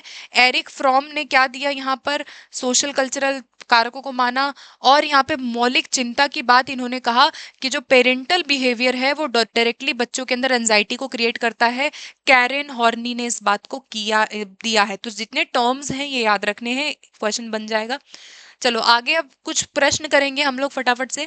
टाइप ए व्यक्तित्व का सिद्धांत किसने दिया, तो टाइप ए और टाइप बी दो लोग थे, फ्रायडमैन और रोजरमैन, है ना। टाइप ए और टाइप बी दोनों ही पर्सनालिटी थ्योरी किसने दी है, फ्रीडमैन, यहाँ पे फ्रीडमैन और रोजरमैन। अगला देखेंगे, Whose theory of personality highlights a phenotype and genotype basis? phenotype और genotype basis जो पर्सनालिटी है वो किसकी थ्योरी में हमें देखने को मिलता है? तो याद रखिएगा यहाँ पर आइजेंक याद रखिएगा। आइजेंक ने अपनी थ्योरी जो इनका पीएन मॉडल था, हमने यहाँ पे पर्सनालिटी के 3 आयाम की बात की थी। इन्होंने पर्सनालिटी के 3 आयाम की बात की और फिनोटाइप जो होता है वो हमारे एनवायरनमेंट से होता है जो हमें शेप करता है। तो फिनोटाइप जो है जो हमारे व्यवहार में, जो हमारे बिहेवियर में हमें जो दिखाई दे रहा है वो फिनोटाइप है। जीनोटाइप क्या होता है? जो हमारे जीन से आता है। जीनोटाइप जो है जो हमारे वंशानुक्रम है, जो हमारी हेरिडिटी से हम लेकर के आ रहे हैं। तो ऐसे हमारे ट्रेड जो वंशानुक्रम है, जो हेरिडिटी से है, ठीक है, जो इनको जीनोटाइप कहा गया। तो जीनोटाइप और फिनोटाइप दोनों ही बेसिस को यूज किया आइजेंक ने अपनी थ्योरी में, ठीक है। अगला देखेंगे, समाजशास्त्रीय प्रकार सिद्धांत किसने दिया है? Sociological type of theory was given by Spranger. Spranger sociological type किसने दिया है? स्प्रेंजर ने दिया है। टाइप्स ऑफ मेन किताब में व्यक्तित्व के 6 कारकों की बात इन्होंने की थी। अगला देखेंगे, बिग 5 पर्सनालिटी ट्रेट को किस नाम से जाना जाता है? तो बिग 5 पर्सनालिटी ट्रेट्स, तो इसमें कौन थे, कौन से 2 लोग थे? Costa and मैक्रे। कोस्टा एंड मैक्रे 2 लोगों ने इसको दिया था। और यहाँ पे ओशियन स्केल, ओशियन स्केल कहा जाता है, ओशियन स्केल, ठीक है। जैसे ओपननेस है, फिर आपका सी फॉर कंसाइंस है, एक्सट्रोवर्जन है, ए फॉर एग्रीबलनेस है और न्यूरोटिसिज्म है। तो ये किसने दिया है? कोस्टा व मैक्रे ने दिया है पर्सनालिटी का बिग 5 पंचकारक सिद्धांत। फिर मानवतावादी सिद्धांत, ह्यूमनिस्टिक थ्योरी किसने दी है? ह्यूमनिस्टिक थ्योरी में हमने डिस्कस किया था कार्ल रोजर्स। कार्ल रोजर्स ने ह्यूमनिस्टिक थ्योरी के जनक इनको माना जाता है, ठीक है। आगे बढ़ेंगे, अगला प्रश्न देखेंगे, किसने व्यक्तित्व को 2 आयामों अंतर्मुखता और बहिर्मुखता के आधार पर मापा? यानी who measured the personality based on the 2 dimensions.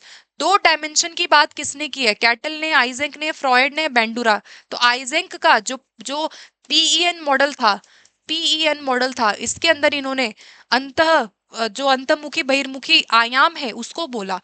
याद रखना, इंट्रोवर्ट एक्सट्रोवर्ट पर्सनालिटी का टाइप युंग ने दिया था, कार्ल जुंग माने जाते हैं। लेकिन एक्सट्रोवर्जन एंड इंट्रोवर्जन यूज किसने किया है? आइजेंक ने अपनी थ्योरी में किया है। जो मॉडल इन्होंने दिया इसमें 3 आयाम व्यक्तित्व के इन्होंने बताए थे। मौलिक चिंता और मौलिक शत्रुता की अवधारणा किसने दी है? तो हमने देखा था बेसिक एंजाइटी या बेसिक मौलिक दुश्चिंता जो बच्चों में पाई जाती है अगर पेरेंटल इफेक्ट अच्छा नहीं है या पेरेंट का कहीं ना कहीं सपोर्ट नहीं है, ठीक है। तो यहाँ पर किसने दिया है? यहाँ पे कैरन हॉर्नी ने जो मौलिक दुश्चिंता है इसकी बात की थी। अगला है, आरबी कैटल ने व्यक्तित्व के 16 स्रोतशील गुण यानी 16 सोर्स ट्रेट की पहचान की थी। तो इसके लिए उन्होंने किस तकनीक का यूज किया था? तो इन्होंने क्या किया था? Factor analysis. तो ये कारक थ्योरी जो है, फैक्टर एनालिसिस थ्योरी किसने दिया है? आरबी कैटल ने। तो आरबी कैटल ने व्यक्तित्व का जो 16 पीएफ टेस्ट है इसको बनाया और इन्होंने 2 तरह के ट्रेट दिया था, सोर्स एंड सरफेस, है ना। सतही, सतहीशील गुण जो सतही जो दिख रहा है, और मूलशील गुण जो जिसके अंदर मूलशील गुणों को इन्होंने 16 प्रकार में तोड़ा, ठीक है, 16 टाइप में तोड़ा। आगे बढ़ेंगे, प्रधान, केंद्रीय और गौड़ शीलगुण किस शीलगुण के प्रमुख सिद्धांत है, किसकी थ्योरी से आया है? तो अभी हमने डिस्कस किया था। यहाँ पे कार्डिनल ट्रेट, सेंट्रल ट्रेट और सेकेंडरी ट्रेट, ये तीनों ही ट्रेट की बात कौन करते हैं? ऑलपोर्ट करते हैं। ऑलपोर्ट को क्या कहा जाता है? गुण सिद्धांत का जनक, गुण सिद्धांत का जनक। अगर पूछा जाए एग्जाम में कि ट्रेड थ्योरी का जनक कौन है, तो ट्रेड थ्योरी के जनक कौन माने जाते हैं? यहाँ पर ऑलपोर्ट को माना जाता है। ट्रेड थ्योरी के जनक कौन माने जाते हैं? ऑलपोर्ट को माना जाता है। आगे बढ़ेंगे, नेक्स्ट आते हैं मनोविश्लेषण सिद्धांत। अब हम बात करेंगे यहाँ पे very very important, Sigmund Freud की जितनी भी थियोरेटिकल चीजें हैं उसके बाद हम यहाँ पे पर्सनालिटी के जितने टेस्ट होते हैं ना वो डिस्कस करेंगे, ठीक है। तो यहाँ सबसे पहले हम फ्रॉइड का जितना यहाँ पे काम रहा है पर्सनालिटी पे वो डिस्कस करेंगे। क्वेश्चन बनता है, तो सिगमंड फ्रॉइड को क्या माना जाता है? मनोविश्लेषणवाद के जनक इनको कहा जाता है। तो साइको एनालिसिस थ्योरी के जनक कौन है? सिगमंड फ्रॉइड है। इन्होंने व्यक्तित्व के क्या बोला? व्यक्तित्व में अचेतन के बेसिकली अनकॉन्शियसनेस फोर्सेस की बात की। इन्होंने कहा कि हमारा व्यवहार हमारी दमित इच्छाओं से, हमारी प्रवृत्तियों से, हमारे संघर्षों से बहुत प्रभावित होता है। और अपनी थ्योरी में भी इन्होंने मॉडल्स दिए थे। तो इनके 2 मॉडल होते हैं, इनके 2 इंपॉर्टेंट मॉडल आते हैं जब हम यहाँ पे फ्रॉइड का साइको एनालिसिस मनोविश्लेषणवाद की बात करते हैं। तो देयर आर 2 मॉडल्स। तो दोनों ही मॉडल्स को हम लोग यहाँ पे अच्छे से डिस्कस करने वाले हैं। देखो, सबसे पहले टोपोग्राफिकल टोपोग्राफिकल जिसको हम आकारात्मक या स्थलाकृतिक, क्या कहा जाता है, आकारात्मक या स्थलाकृतिक मॉडल कहा जाता है। इसके इन्होंने 3 प्रकार बताए थे चेतना के। चेतना के 3 प्रकार, जिसमें चेतन कॉन्शियस, अर्धचेतन सबकॉन्शियस और यहाँ पे अनकॉन्शियस आता है। 3 आपके चेतना के लेवल किस में आता है, टोपोग्राफिकल यानी व्यक्तित्व का स्थलाकृतिक आकारात्मक मॉडल है। दूसरा मॉडल था जिसको संरचनात्मक या गत्यात्मक मॉडल कहते हैं। याद रखना, नाम याद रख लेना, बहुत इंपॉर्टेंट है। गत्यात्मक मॉडल या अगर संरचनात्मक मॉडल पूछा जाए, स्ट्रक्चरल मॉडल ऑफ पर्सनालिटी। तो यहाँ पर जो सिगमंड फ्रॉइड थे, इन्होंने 3 प्रकार के हमारे मन के प्रकार बताए थे, जिसमें इद आ गया, इद ईगो आ गया, इद ईगो एंड आपका परा अहम जिसको सुपर ईगो कहा जाता है। इद ईगो एंड सुपर ईगो, ये कौन सा मॉडल है, हमारा स्ट्रक्चरल मॉडल है। तो आइए इनको एक एक करके देखेंगे। सबसे पहले बात करते हैं टोपोग्राफिकल, यानी आपका टोपोग्राफिकल में आकारात्मक मॉडल में चेतना के स्तर पर इन्होंने इसको बांटा, और इनकी थ्योरी को आइसबर्ग थ्योरी भी कहा जाता है। ठीक है, तो आइसबर्ग थ्योरी जो है, आइसबर्ग थ्योरी यानी इन्होंने बर्फ के टुकड़े के समान इसको जो कैटेगरी है, बर्फ के टुकड़े से इन्होंने तुलना करते हुए इस थ्योरी को दिया। और ये आकारात्मक वर्गीकरण है। चेतना के 3 स्तर बताए। पहला होता है कॉन्शियस, यानी जो अभी आप अवेयर हो, हमारी जो प्रेजेंट टाइम पे अवेयरनेस होती है। अगर आप ये लेक्चर को सुन रहे हैं तो ये आपका एक कॉन्शियस स्तर है जहाँ पे आप बहुत अवेयर हो। तो कॉन्शियस स्तर क्या होता है, चेतना जो आपका वर्तमान विचार है, जो वास्तविकता से जुड़ा रहता है। ये वाला जो आप स्तर देख रहे हैं, ये आपका कॉन्शियस लेवल है। दूसरा होता है अर्धचेतन या प्री कॉन्शियस जिसको कहते हैं। सब कॉन्शियस हमारा जो प्रकार है, सब कॉन्शियस ऐसा हमारा चेतना है जहां पर आप याद आने पे, जो सुलभ स्मृति होती है, याद आने पे वो चीज याद आ जाए। ठीक है, कि मतलब होता है ना कि अरे दिमाग में है बट याद नहीं आ रहा है, ये आपका सब कॉन्शियस है, जिसको आप थोड़े टाइम आप जोर लगाओगे दिमाग पे तो वो चीज आपको याद आ जाएगी। जैसे फॉर एग्जाम्पल किसी का नंबर याद करना, अपना पुराना भूला हुआ नंबर आप कोशिश करने पे याद करते हो और आपको याद आ जाता है। तो ऐसा जो आपकी ऐसा चेतना जहाँ पे आप किसी भी मेमोरी को याद करो, जोर लगाओ, वो चीज आपको याद आ जाता है। और कई बार कहते हैं ना कि अरे बस मेरे जुबान पर है बट याद नहीं आ रहा, वो गाना याद नहीं आ रहा जो मैंने परसों सुना था, बट जुबान पर है। तो ये हमारा जो चेतना है, ये सब कॉन्शियस लेवल होता है जहाँ कुछ ना कुछ आप कोशिश करेंगे। तो ये वाला जो स्तर आप देख रहे हो, ये आपका सबकॉन्शियस है, अर्धचेतन है, जहां आपको याद आ जाता है, आपकी स्मृति में वो चीज आ जाती है। तीसरा होता है अनकॉन्शियस। इन्होंने कहा कि व्यक्तित्व का जो 1/10 प्रकार है, 1/10 भाग होता है। और यहाँ पे अनकॉन्शियस जो है हमारा 90% ऐसा है, जो आपका क्या है, 90% ऐसा है जो सब अनकॉन्शियस होता है। और केवल 10% हमारी व्यक्तित्व का, केवल 10% ऐसा है जहाँ पे आप अवेयर हो। 90% जो हमारे पर्सनालिटी होती है वो हमारी सभी अनकॉन्शियस होती है। अनकॉन्शियस यानी जहाँ पे छिपा हुआ भाग है, ये बड़ा भाग है हमारे दिमाग का, मस्तिष्क का, जहाँ पे ये सारा जो आप देख रहे हो, ये सारा जो आप देख रहे हो, ये सब आपका अनकॉन्शियस है। अब इसमें आपका इद इद जो भी काम करता है वो आ गया, आपका जितनी भी दमित इच्छाएं हो गई है ना, जो पूरी नहीं हुई, जो याद नहीं आ रही है। अब एक महीने पहले आपने मंगलवार को क्या खाया था, रात को डिनर में क्या खाया था, आपको नहीं याद होगा। या फिर हमारी जो भूली बिसरी यादें हैं, जो भूल चुके हैं, है ना, चेतना में रिप्रेस्ड है ना, वो सब आपका व्यक्तित्व का सबसे बड़ा भाग होता है। 90% हमारा होता है। तो अचेतन मन जो है हमारा 9th है, यानी 90% भाग हमारा जो है वो अचेतन है, जिसमें आपके ड्रीम्स, स्लिप ऑफ टंग, या आपका नींद में चलना, कई कई लोग नींद में भी चलते हैं, या कई बारी हमारा डर, हमारी ऐसे डर जो हिडन है, ये सब आपका अनकॉन्शियस है। अर्धचेतन हो गया जो जैसे किताब भूलना, फिर बाद में कोई चीज याद आ जाती है। कॉन्शियस भाग ऐसा है जो केवल 10% है। ठीक है, तो सबसे ऊपरी भाग जो आप देख रहे हैं ये कॉन्शियस भाग है, और सबसे निचला जो भाग है ये आपका क्या है, अनकॉन्शियस है, जो सबसे बड़ा व्यक्तित्व का भाग होता है। तो ये था आपका आकारात्मक मॉडल। अब हम बात करेंगे संरचनात्मक मॉडल। स्ट्रक्चरल मॉडल में व्यक्तित्व के 3 भाग है, इद, ईगो एंड सुपर ईगो। ठीक है, इदम, अहम और परा अहम। अब यहाँ पे इद क्या है, ईगो क्या है, सुपर ईगो क्या है, ये देख लेते हैं फटाफट से। सबसे पहले इद जो होता है वो जन्मजात है ना, इद जो है वो बर्थ से होता है, हमारा बायोलॉजिकल पार्ट है।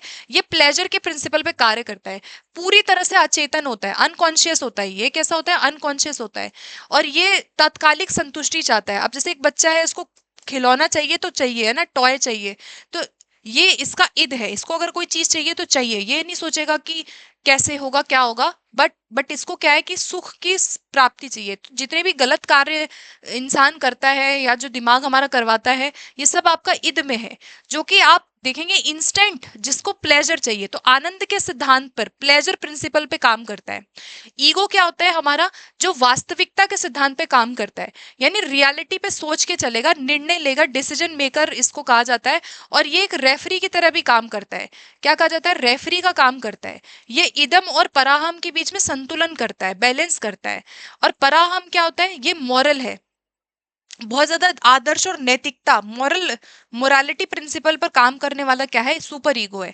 तो यहाँ पे सबसे अच्छा क्या माना जाता है, ईगो को माना जाता है। जैसे फॉर एग्जांपल मेरे पास आइसक्रीम है ना, मैं बोलूँ आइसक्रीम जो है, मेरे पास एक पूरा बॉक्स भरा पड़ा है, आइसक्रीम मेरे सामने है। अगर मेरा ईद यहाँ पे बहुत ज्यादा मुझ पे हावी है, तो मेरा ईद क्या बोलेगा कि अब पूरा डब्बा ना अकेले खा जा, किसी को मत देना, और पूरा का पूरा आइसक्रीम अभी खा जाओ, पूरा खा जाओ। ये ईद है जो तात्कालिक सुख संतुष्टि चाहता है। लेकिन सुपर ईगो क्या बोलेगा, ईद ने बोला पूरा खा जा भाई, आइसक्रीम पूरा खा जा, कोई टेंशन नहीं, खाओ, मस्त खाओ, तुमको चाहे डायबिटीज हो, चाहे तुमको शुगर हो, खाते रहो। ईद बोलेगा। सुपर ईगो बोलेगा कि क्या तुम कितने गलत काम कर रहे हो जो पूरा आइसक्रीम खा रहे हो, तुम अपनी हेल्थ के साथ खिलवाड़ कर रहे हो, तुमसे ज्यादा नकारा इंसान कोई नहीं है। ये सुपर ईगो ये बात कह रहा है कि तुमने अपनी डाइट तोड़ दी, तुम एक्सरसाइज नहीं कर रहे हो और तुम मीठा भी खा रहे हो, है तुमसे ज्यादा बुरा इंसान कोई नहीं है जो तुमने आइसक्रीम खा ली, तुमने अपने आप से वादा किया था कि आइसक्रीम नहीं खाऊंगा। तो अब सुपर ईगो में अगर कोई व्यक्ति जी रहा है तो वो तो गिल्ट में रहेगा जिंदगी भर, है ना। तो सुपर ईगो में भी बहुत ज्यादा रहना अच्छा नहीं है, बहुत मोरालिटी की बात करता है कि नहीं गलत किया भाई, तुम बहुत बेकार इंसान हो क्योंकि तुमने आइसक्रीम खा ली। ईगो क्या कहेगा, ईगो ये बोलेगा ना कि भाई आज जो है, आज आइसक्रीम खा लेता हूँ। ईगो बैलेंस करेगा कि आज जो है वो एक एक कप आइसक्रीम खा लेती हूँ, कल जो है 10 मिनट ज्यादा एक्सरसाइज कर लूंगी, एक कप आइसक्रीम आज खा लेती हूँ, फिर 15 दिन बाद खाऊंगी, रोज नहीं खाऊंगी, पूरा नहीं खाऊंगी। तो ईगो क्या है, जो आपके रियलिटी संतुलन का काम कर रहा है, रियलिटी प्रिंसिपल का काम कर रहा है। अब हम बात करेंगे मनोलैंगिक विकास, साइकोसेक्सुअल डेवलपमेंट थ्योरी के जनक भी कौन माने जाते हैं, सिगमंड फ्रॉइड को माना जाता है। इन्होंने साइकोसेक्सुअल थ्योरी दी, इन्होंने 5 अवस्थाएं जी, इन्होंने कितनी स्टेजेस दिया, साइकोसेक्सुअल थ्योरी में 5 स्टेज दिया। अब ये इंपॉर्टेंट बन जाता है क्योंकि यहां से भी आपके क्वेश्चन बनते हैं। Psychosexual theory was given by Sigmund Freud, there are 5 stages. आइए क्या करके बात करते हैं पांचों चरण के बारे में। पहला चरण आता है ओरल स्टेज, जिसको मुखीय अवस्था कहा जाता है। ये आपका जन्म से लगभग 1.5 साल तक का रहता है। फोकस सेंटर क्या होता है, यहाँ पे बच्चे का जो एनर्जी का स्रोत है, जो लिबिडो है, जो सेक्सुअल एनर्जी जिसको कहते हैं, उसकी संतुष्टि बच्चा यहाँ कैसे करता है, अपने मुख से, यानी केंद्र मुख होता है। लैंगिक शक्ति का मुख्य केंद्र क्या है, मुख, यानी अपनी लिबिडो को शांत करने के लिए कहीं ना कहीं ओरल स्टेज में बच्चा क्या करता है, बाइटिंग करेगा, सकिंग करेगा या लिकिंग करेगा। जैसे माँ का दूध बच्चे यहाँ पीते हैं बहुत ज्यादा, तो ये ओरल है जो उसके माउथ रीजन तक सीमित रहता है।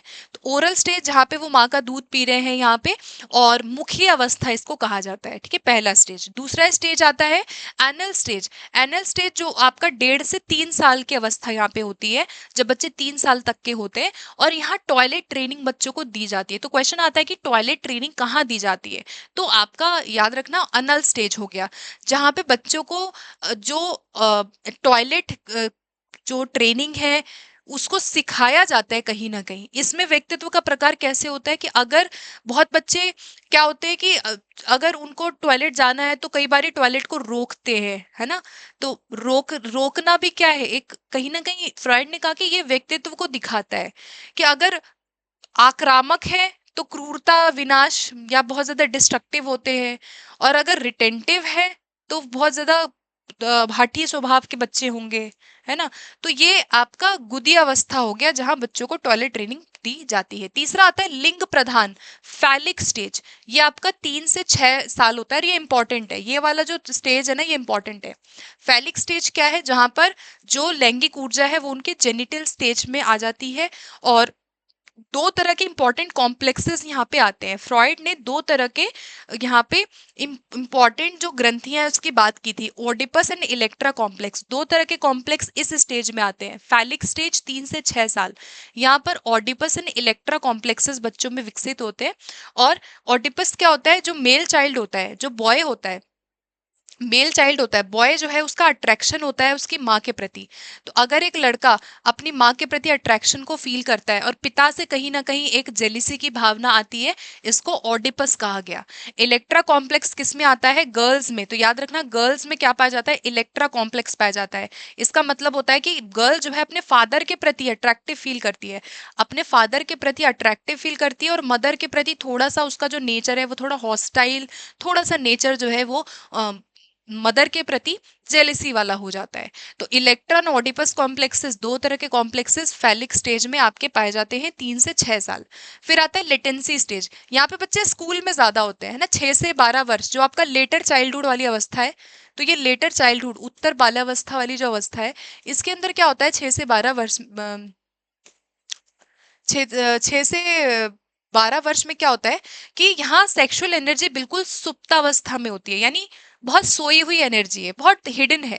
एनर्जी डोरमेंट होती है, हिडन होती है। लैंगिक शक्ति बहुत सुषुप्त हो जाती है। क्यों होती है? क्योंकि बच्चे यहाँ स्कूल में, एक्टिविटीज में, एग्जाम में, पढ़ाई लिखाई में बहुत यहाँ बच्चे बिजी होते हैं। तो बहुत ज्यादा सेक्सुअल एनर्जी अगर देखा जाए तो जेनिटल्स तक सीमित नहीं होती है यहाँ पे, इसलिए इसको लेटेंसी सुप्तावस्था कहा जाता है। बहुत ज्यादा बच्चे सेक्सुअली बहुत सोचते नहीं है या एक्टिव नहीं होते हैं बहुत ज्यादा। तो खेलकूद शिक्षा पे ध्यान ज्यादा होता है यहाँ उनका, और समलैंगिक समूह यहाँ बनाते हैं बच्चे।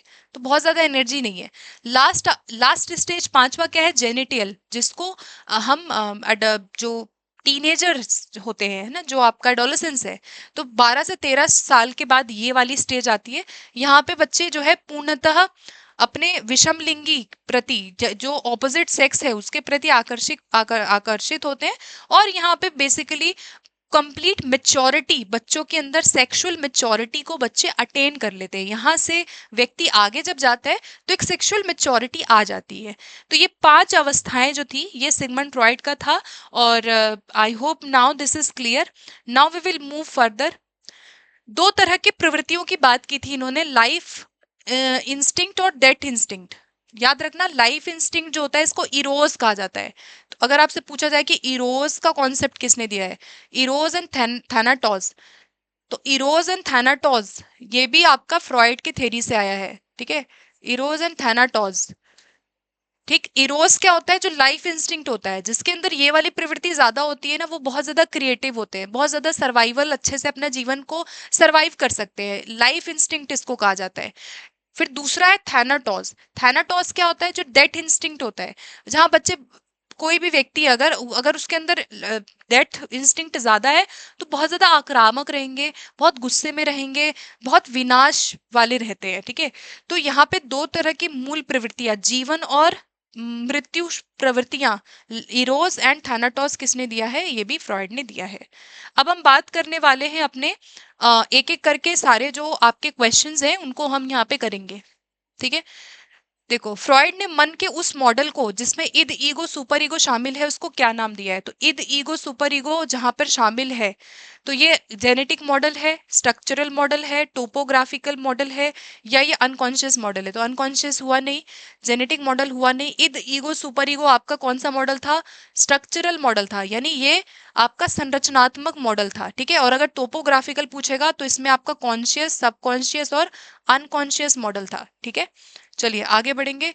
फ्रायड ने मन की संरचना के अपने सिद्धांत का वर्णन करने के लिए किस शब्द का प्रयोग किया था? तो यहाँ पर मन की संरचना जो बताई थी, इसमें आइसबर्ग, हिम शेल के रूप में बताई थी, है ना, कि हमारा जो ईद, ईगो, सुपर ईगो है वो किस तरीके से आपका यहाँ पर बेसिकली कॉन्शियस हुआ, सब कॉन्शियस हुआ, और अनकॉन्शियस जो व्यवहार है, चेतना के 3 स्तर इन्होंने आइसबर्ग के रूप में यहाँ पे इन्होंने बताया था।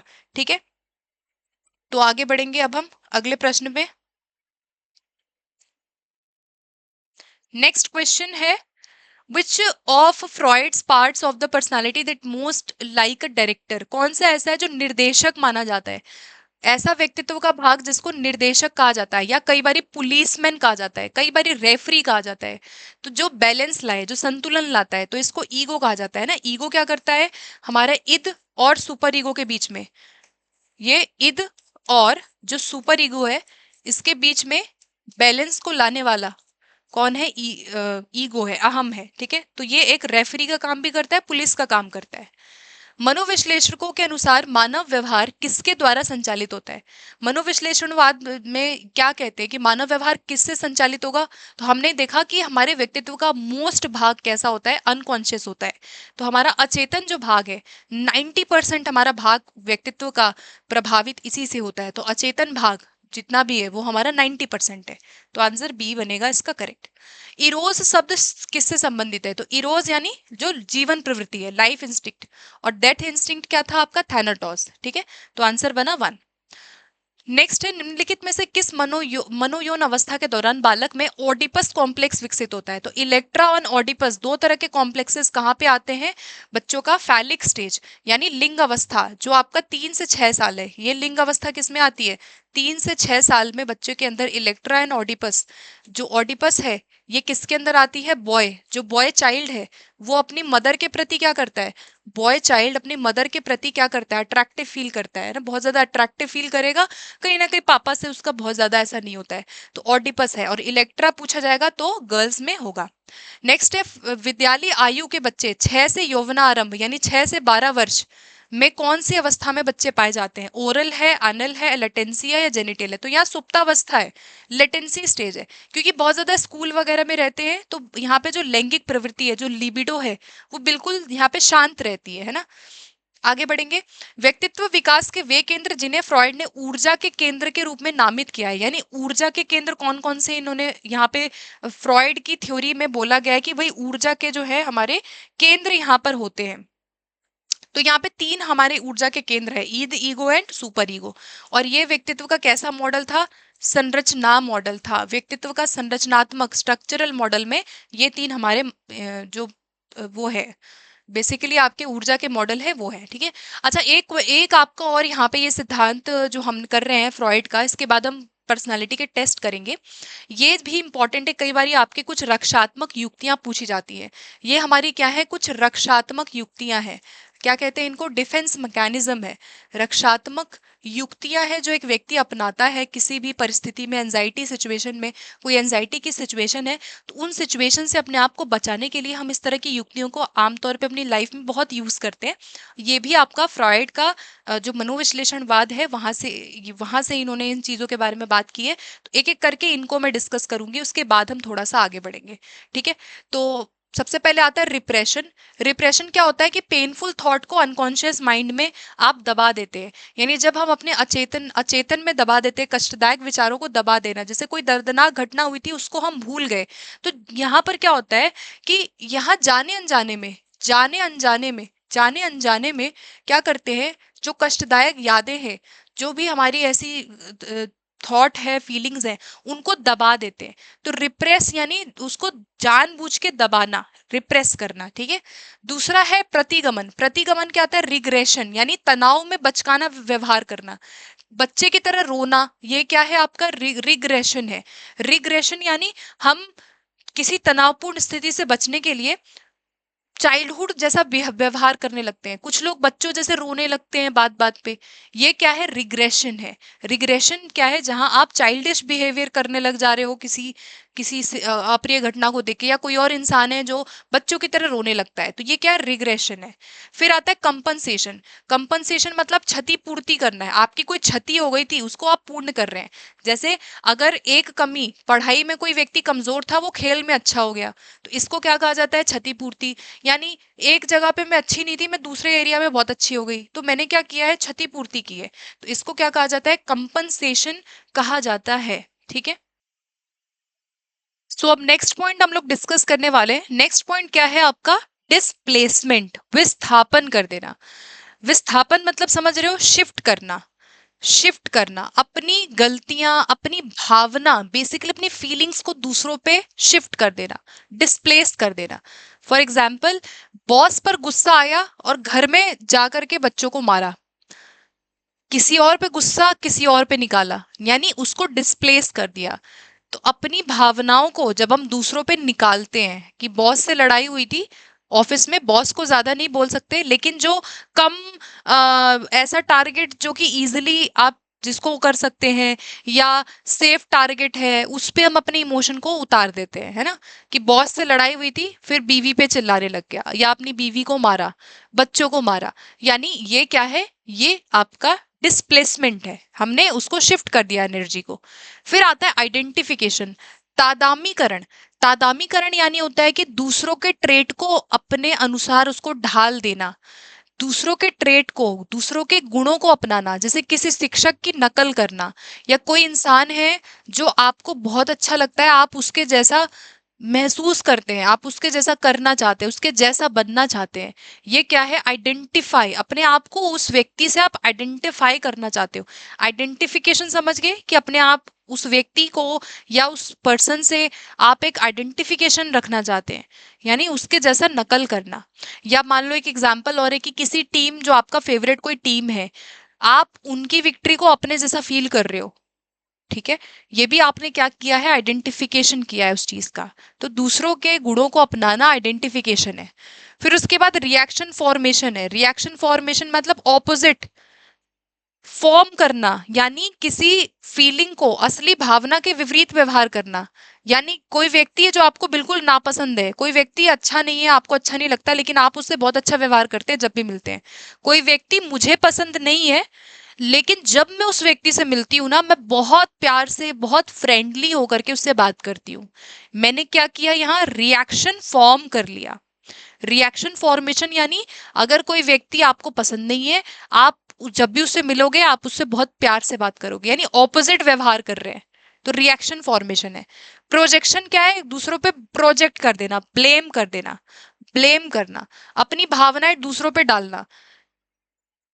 जैसे एक झूठा व्यक्ति है, वो दूसरों को कहता है कि वो तो झूठा है, मैं किसी को पसंद नहीं करती, लेकिन ये बात मैं बोलूंगी नहीं, मैं बोलूंगी वो पसंद नहीं करता है। पसंद मैं नहीं करती उसको, लेकिन मैं बोलूंगी कि वो पसंद नहीं करता है, यानी अपनी भावना मैंने दूसरों पे डाल दी। या मैं जॉब पे जा रही हूँ, काम कर रही हूँ, मैं लेट हो गई, गलती मेरी थी, मैं लेट उठी थी इसलिए लेट हुई हूँ, लेकिन हम बोलते हैं कि बस वाले ने अच्छे से धीरे बस चलाई थी इसलिए लेट हो गई, तो मैं बस वाले की गलती बोल रही हूँ। या एक बच्चा फेल हो गया, वो कहता है टीचर ने नहीं पढ़ाया, वो अपनी गलती कभी नहीं मानेगा, वो कहेगा कि टीचर ही बेकार था। ये भी क्या है, अपनी गलतियों को दूसरों पे डालना, ब्लेम करना, अपनी खुद की फीलिंग जो आपकी है उसके प्रति हम दूसरों को ब्लेम करने लगते हैं, तो ये भी क्या है, प्रोजेक्ट करना।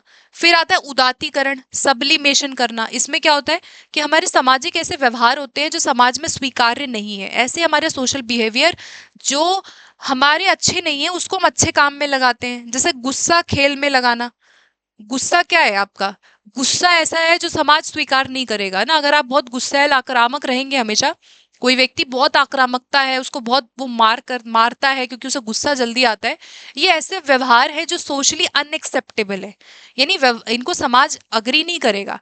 जब वो व्यक्ति अपने गुस्से को बॉक्सिंग में लगाता है, उसको गुस्सा बहुत आता था, उसने बॉक्सिंग ज्वाइन कर लिया, बॉक्सिंग एकेडमी ज्वाइन कर ली, ये क्या है, सब्लिमेशन। जब हम सामाजिक रूप से अस्वीकार्य कार्यों को किसी ऐसे काम में लगाते हैं जिससे कुछ ना कुछ फायदा हो रहा है, गुड वर्क में लगाना, यानी सब्लिमेशन है, इसको हम उदातीकरण कहते हैं।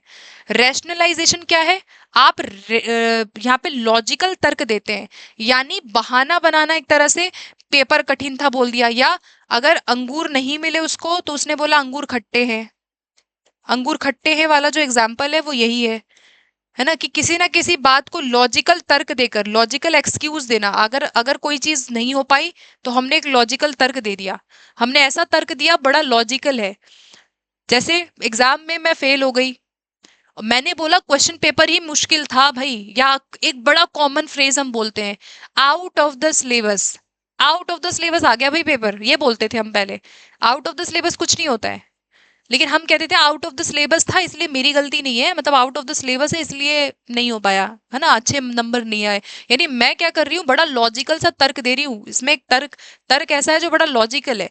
तो जब आप एक लॉजिकल तर्क दे करके एक्सक्यूज दे देते हैं, बहाना बनाते हैं, वो भी आपका रैशनलाइजेशन है, ठीक है। तो ये आपके कुछ डिफेंस मैकेनिज्म्स थे जो आपका सिगमंड फ्रॉइड से रिलेटेड था। अब हम बात करेंगे लास्ट हमारा सेगमेंट जो है मेजरमेंट ऑफ पर्सनालिटी, इंपॉर्टेंट है, यहाँ तक अगर वीडियो देख ली है तो इसको भी जरूर देख लेना भाई। मापन, व्यक्तित्व के जितने भी मापन है, टेस्ट है, वो हम यहाँ पे करने वाले हैं। तो आइए क्या करके बात करते हैं। सबसे पहले हमारी कुछ ऐसी विधियां होती है जो नॉन प्रोजेक्टिव होती हैं। अप्रक्षेपी विधि, दो कैटेगरी में हमने इसको डिवाइड किया है। कुछ हमारी विधियां होती हैं जो प्रक्षेपी विधियां होती हैं, कुछ होती हैं जो अप्रक्षेपी होती है। अप्रक्षेपी विधियों में सबसे पहले आता है सब्जेक्टिव मेथड। इसमें व्यक्ति के स्वयं के द्वारा निरीक्षण या विवरण दिया दिया होता है। तो आत्मलेखन, आत्मकथा लेखन जो है, जो टिचनर और वुंट ने कहा कि जिसमें व्यक्ति अपनी स्वयं की जीवन कथा को लिखता है, ये सब्जेक्टिव विधियां हैं। तो हमारी सब्जेक्टिव आत्मनिष्ठ विधि वो विधि है जहां व्यक्ति खुल करके आपको आंसर कर रहा है। प्रश्नावली विधि जो है, जिसके जनक सुकरात माने जाते हैं, मनोविज्ञान में प्रश्नावली विधि को वुडवर्थ ने शुरू किया था। और 4 प्रकार की प्रश्नावली होती है। एक तो यस नो में जब आप उत्तर कर रहे हैं, खुली स्वतंत्र आप फ्री होकर के आंसर कर रहे हैं, या आप चित्र के प्रयोग से आंसर कर रहे हैं। तो ये प्रश्नावली या आत्मकथा जो है, ये दोनों ही आपकी आत्मनिष्ठ विधियां है। फिर केस स्टडी विधि, केस स्टडी विधि भी कैसी विधि है? आत्मनिष्ठ विधि है, जहां पे हम क्या करते हैं, केस स्टडी विधि के जनक कौन है? टाइडमैन है। और यह जो है किसी भी व्यक्ति के बारे में इन डेप्थ स्टडी जब करते हैं, इन डेप्थ किसी भी व्यक्ति के बारे में जब आप इन डेप्थ या डीप में स्टडी कर रहे हैं, बहुत ज्यादा गहराई से स्टडी करना, कंप्लीट अध्ययन करना, ये आपका कौन सा मेथड है? सब्जेक्टिव मेथड है। साक्षात्कार विधि, यानी जहां आमने सामने बैठ करके व्यक्ति से जानकारी आप एकत्रित करते हैं, इंटरव्यू लेते हैं, इंटरव्यू भी कैसी विधियां है? जितनी विधियां अभी हम कर रहे हैं, ये सारी विधियां आपकी क्या है? नॉन प्रोजेक्टिव हैं, और ये आपके आत्मनिष्ठ है, यानी व्यक्तिनिष्ठ विधियां हैं, सब्जेक्टिव मेथड है। अब आते हैं कुछ हमारे ऑब्जेक्टिव मेथड्स पे, जो वस्तुनिष्ठ है, जिसमें समाजमिति, सोशियोमेट्री, जिसके प्रतिपादक कौन है? जे.एल. मोरेनो।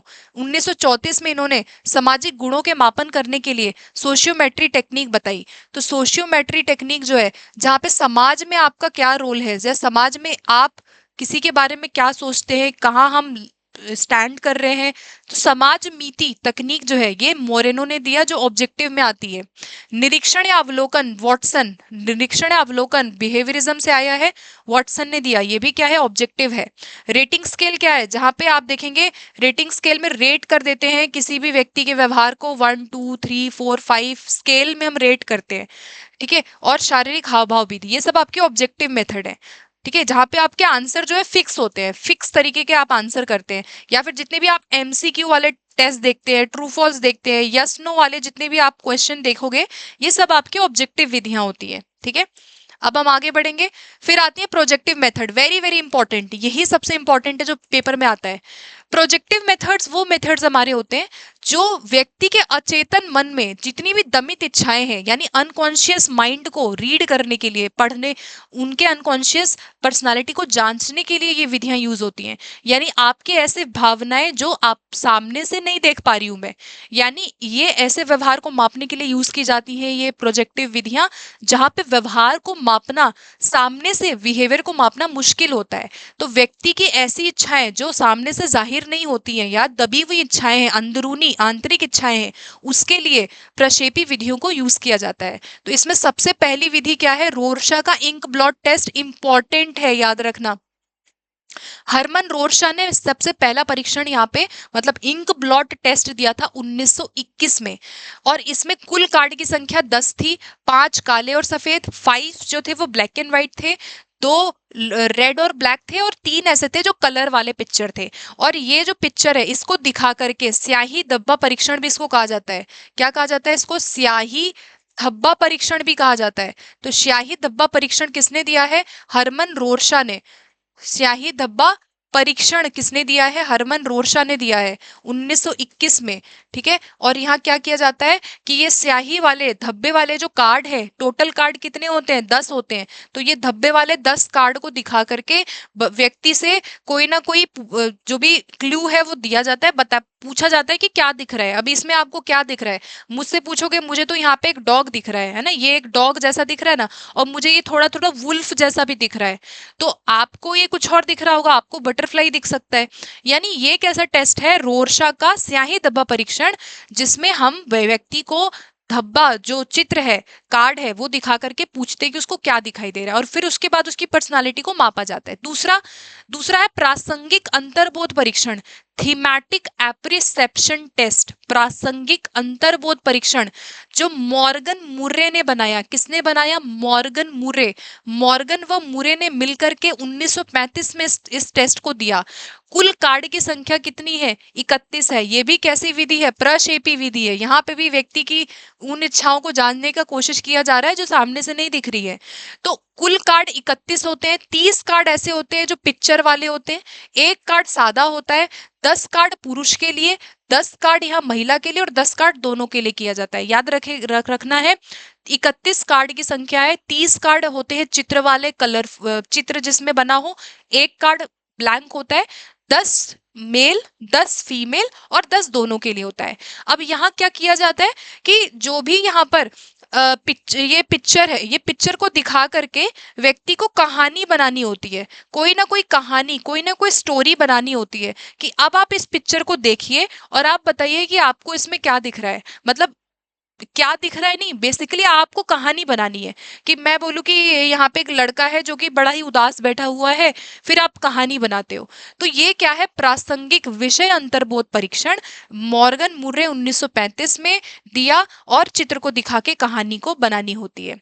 फिर आता है बालक अंतर्बोध परीक्षण। जैसे अभी हमने थीमेटिक अंतर्बोध किया, ऐसे ही बच्चों के लिए बनाया गया एक और टेस्ट जिसको कहा जाता है बालक अंतर्बोध, बाल अंतर्बोध परीक्षण, जो 1948 में लियोपोल्ड बैलेक ने बनाया। किसने बनाया?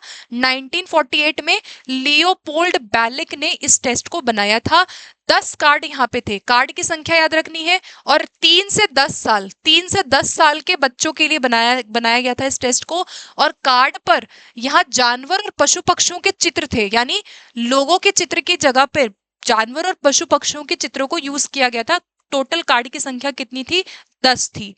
तो यहाँ पर चाइल्ड एप्रिसेप्शन टेस्ट, जानवरों के चित्र वाले कार्ड को दिखाकर कहानी पूछी जाती है। यहाँ पे भी वही है कि चित्र दिखाया, चित्र में क्या है भाई, और चित्र को दिखा के बच्चों को क्या कहानी बतानी होती है, कोई ना कोई कहानी बनानी होती है। तो बालक अंतर्बोध परीक्षण किसने दिया है? लियोपोल्ड बैलेक ने। 10 कार्ड थे और यहाँ 3 से 10 साल के बच्चों के लिए बनाया गया था। नेक्स्ट है वाक्य पूर्ति परीक्षण। इसको किसने दिया है? पाइन और टेडलर। पाइन और टेडलर ने दिया है। सेंटेंस को पूरा करने वाला परीक्षण है। यहाँ पर क्या किया जाता है कि अधूरे वाक्य दे दिए जाते हैं, अधूरे वाक्य को देखकर व्यक्ति को उन वाक्यों को पूरा करना होता है। जैसे मैं अपनी पत्नी से, फिर आगे व्यक्ति उस बात को कंप्लीट करता है। मेरी इच्छा है कि, मेरे जीवन का लक्ष्य, मैं खुश होती हूं तब। तो ये क्या है? आपका वाक्य पूर्ति परीक्षण, जहां अधूरे वाक्य को दिया जाता है। अगला आता है यहाँ पर वर्ड एसोसिएशन टेस्ट, जिसको कार्ल युंग ने बनाया। वर्ड एसोसिएशन टेस्ट जो है, यहाँ पर सर्वप्रथम प्रयोग जो है 1909, याद रख लो, 95 तो नहीं, 9 में। यहाँ पर क्या होता है कि किसी भी वर्ड को सुन करके व्यक्ति को रिलेटेड वर्ड बताने होते हैं। अब ये जो है किसी भी वर्ड को सुन के शब्द बोलने के लिए कहा जाता है। सबसे पहले फ्रांसिस गाल्टन ने दिया था इसमें 1879 में 75 शब्दों की सूची तैयार की, और प्रयोग इसको युंग ने और फ्रॉइड ने किया था। तो अगर आपसे प्रयोग पूछा जाएगा कि किसने किया सबसे पहले, तो युंग ने किया था 1909 में। तो ये क्या है? आपका शब्द साहचर्य परीक्षण। ये भी आपका प्रक्षेपी विधि है। कौन सी? जितनी विधियां कर रहे हैं सब प्रक्षेपी विधियां कर रहे हैं। शब्द साहचर्य परीक्षण, यानी शब्द को सुन के, यानी जो आपका स्टिमुलस है, यानी जो शब्द है उसको सुन करके आपको क्या याद आ रहा है, एकदम से क्या प्रतिक्रिया आपकी होगी। जैसे माँ सुन के क्या आपको प्रतिक्रिया आ रही है, स्कूल सुन के क्या प्रतिक्रिया आ रही है। तो ये जब आप वर्ड को सुन करके प्रतिक्रिया बताते हैं उस दीपक के प्रति, जो आपका रिस्पॉन्स है वो आप बता रहे हो, ये क्या है? शब्द साहचर्य परीक्षण, शब्द को पूछा जाता है। अगला है 16 PF। ये किसने दिया है? कैटल ने। तो 16 PF टेस्ट किसने दिया है? Raymond cattle. 1949 में व्यक्तित्व के 16 शील गुणों के आधार पर इन्होंने टेस्ट बनाया। तो व्यक्तित्व के 16 शील गुणों की बात कैटल ने की थी, जो उनका मूल शील गुण था, हमने डिस्कस किया पहले। इन्होंने इसी के आधार पर टेस्ट बनाया। अब इसमें क्या होता है? 16 PF टेस्ट क्या है आपका? जहां पर आप देखेंगे इस तरीके से बच्चों को यस नो में आंसर किया जाता है। तो ये आपका वस्तुनिष्ठ परीक्षण है। ये क्या है आपका, ये आपका प्रक्षेपी ना होकर के वस्तुनिष्ठ है। ये आपका ऑब्जेक्टिव टेस्ट में आता है। ये आपका ऑब्जेक्टिव टेस्ट में आता है क्योंकि ये यस और नो में पूछा जा रहा है ना, इसलिए ऑब्जेक्टिव है। तो I enjoy meeting new people, yes no, इस तरीके से ना एक शब्दावली बनाई जाती है। जैसे यहाँ पे 1 2 3 4 5 6 आपने क्वेश्चन पूछा, व्यक्ति को यस और नो में आंसर देना है। ठीक है, तो ये जो है व्यक्तित्व के 16 आयामों को मापने का जो परीक्षण है, 16 पीएफ टेस्ट, आरबी कैटल ने इसको शीलगुणों के आधार पे बनाया था। ठीक है, तो यस नो में यहाँ पे आंसर पूछा जा रहा है। फिर हम बात करेंगे मिनेसोटा का बहुपक्षीय व्यक्तित्व, एमएमपीआई टेस्ट। एमएमपीआई टेस्ट भी कैसा टेस्ट है, पर्सनालिटी का टेस्ट है। 2 लोग इसमें आते हैं। इसको 2 लोगों ने बनाया 1940 में, हथावे और मैकिनली और हाथावे, जिसमें 550 आइटम्स हैं और 10 स्केल है। कितने स्केल है, 10 नैदानिक मापनियां इन्होंने दी, और ये पर्सनालिटी को मापने का तरीका है। और ये आपका कैसा टेस्ट है, ऑब्जेक्टिव है। ये भी आपका क्या है, ऑब्जेक्टिव है। ये आपका कैसा टेस्ट है, वस्तुनिष्ठ है। क्योंकि यहाँ पर भी आप देखोगे, यहाँ पे भी आप देखोगे कि इस तरीके से ट्रू फॉल्स में आंसर किया जा रहा है। ट्रू फॉल्स में आंसर किया जा रहा है। ये क्वेश्चंस है, ये क्वेश्चन है कि I have a good appetite, I think I would enjoy the work of a librarian. तो ये कुछ प्रश्न दिए व्यक्ति को और यस नो में आंसर करना है। तो मिनेसोटा का जो आपका व्यक्तित्व का टेस्ट है, आविष्कारिका है, ये हाथावे और मैकिनली ने बनाया। 550 आइटम्स की बात की, 10 स्केल की बात की। फिर आते हैं रोजनविक का तस्वीर कुंठा अध्ययन। तो याद रखना ये भी एक प्रक्षेपी परीक्षण है। रोजनविग ने क्या दिया, तस्वीर कुंठा अध्ययन दिया। इसमें 24 चित्र होते हैं, ये याद रखना है बच्चों के लिए यहाँ पर, और वयस्कों के लिए बनाया। ड्रॉ पर्सन टेस्ट किसने बनाया है, मैकोवर ने बनाया है। ड्रॉ पर्सन टेस्ट, जहाँ पे एक व्यक्ति को कागज पर एक व्यक्ति का चित्र बनाना होता है और फिर उसे विपरीत लिंग का चित्र बनाने के लिए कहा जाता है। तो ये टेस्ट किसने दिया है, मैकोवर ने दिया है। अच्छा, एक क्वेश्चन और आता है, ड्रॉ, अगर आपका पूछा जाए कि ड्रॉ ए मेन टेस्ट किसने बनाया, तो ड्रॉ ए मेन टेस्ट अलग है। ड्रॉ ए मेन टेस्ट जो है ये आपका आईक्यू का टेस्ट है। ड्रॉ ए मेन, अगर आपका पूछा जाए कि ड्रॉ ए मेन किसने बनाया है, तो गुड इनफ का नाम याद रखना, good enough. Draw a main test किसने बनाया है, गुड इनफ ने बनाया है। ये आईक्यू का टेस्ट है। लेकिन अगर ड्रॉ अ पर्सन पूछेगा, पर्सन वाला जो है वो व्यक्तित्व का टेस्ट है, जो कि मैकोवर, कारेन मैकोवर ने 1949 में बनाया। एक व्यक्ति को बनाने के लिए कहा जाता है कि भैया आप बनाइए। फिर है चित्र कहानी बनाओ परीक्षण, शीडमैन, जिसमें 22 चित्र होते हैं, शीडमैन ने इसको दिया। फिर पेड़ व्यक्ति परीक्षण है, इसको बक ने दिया, जिसको हाउस ट्री पिक्चर कहा जाता है। फिर रॉबर्ट्स का आत्मबोध परीक्षण, जिसमें 27 कार्ड होते हैं, जिसमें बच्चे अंतक्रिया करते हुए दिखाए जा रहे हैं, 27 कार्ड है रॉबर्ट आत्मबोध परीक्षण। ये जितने परीक्षण हमने किए हैं ये सारे आपके पर्सनालिटी के टेस्ट है। ठीक है, जो कभी कभी ऐसा आ जाता है। अब हम कुछ प्रश्न करेंगे फटाफट से। कौन से आकलन की व्यक्तिनिष्ठ विधि है, भाई व्यक्तिनिष्ठ पूछ रहा है, सब्जेक्टिव पूछ रहा है, बताइए। रोरशा इंक ब्लॉट टेस्ट है, थीमेटिक एप्रिसेप्शन टेस्ट है, वर्ड एसोसिएशन है। तो बायोग्राफी, किसी की जीवनी लिखना कैसा है, जहां व्यक्ति खुल करके बता रहा है, तो बायोग्राफी इसका जीवनी परीक्षण जो है वो सब्जेक्टिव है। बाकी ऑप्शन अगर हम देखें तो ये तीनों ही आपके कौन सी विधियां हैं, तीनों विधियां जो हम अभी हमने डिस्कस किया, ये प्रक्षेपी विधियों में आता है, प्रोजेक्टिव में आता है। कौन सा इसमें से सब्जेक्टिव है, बताइए। रोरशा का इंक प्लॉट टेस्ट है, थीमेटिक एप्रिसेप्शन है, वर्ड एसोसिएशन है। तो केस हिस्ट्री, जो केस स्टडी है, ये भी आपका क्या है, सब्जेक्टिव है।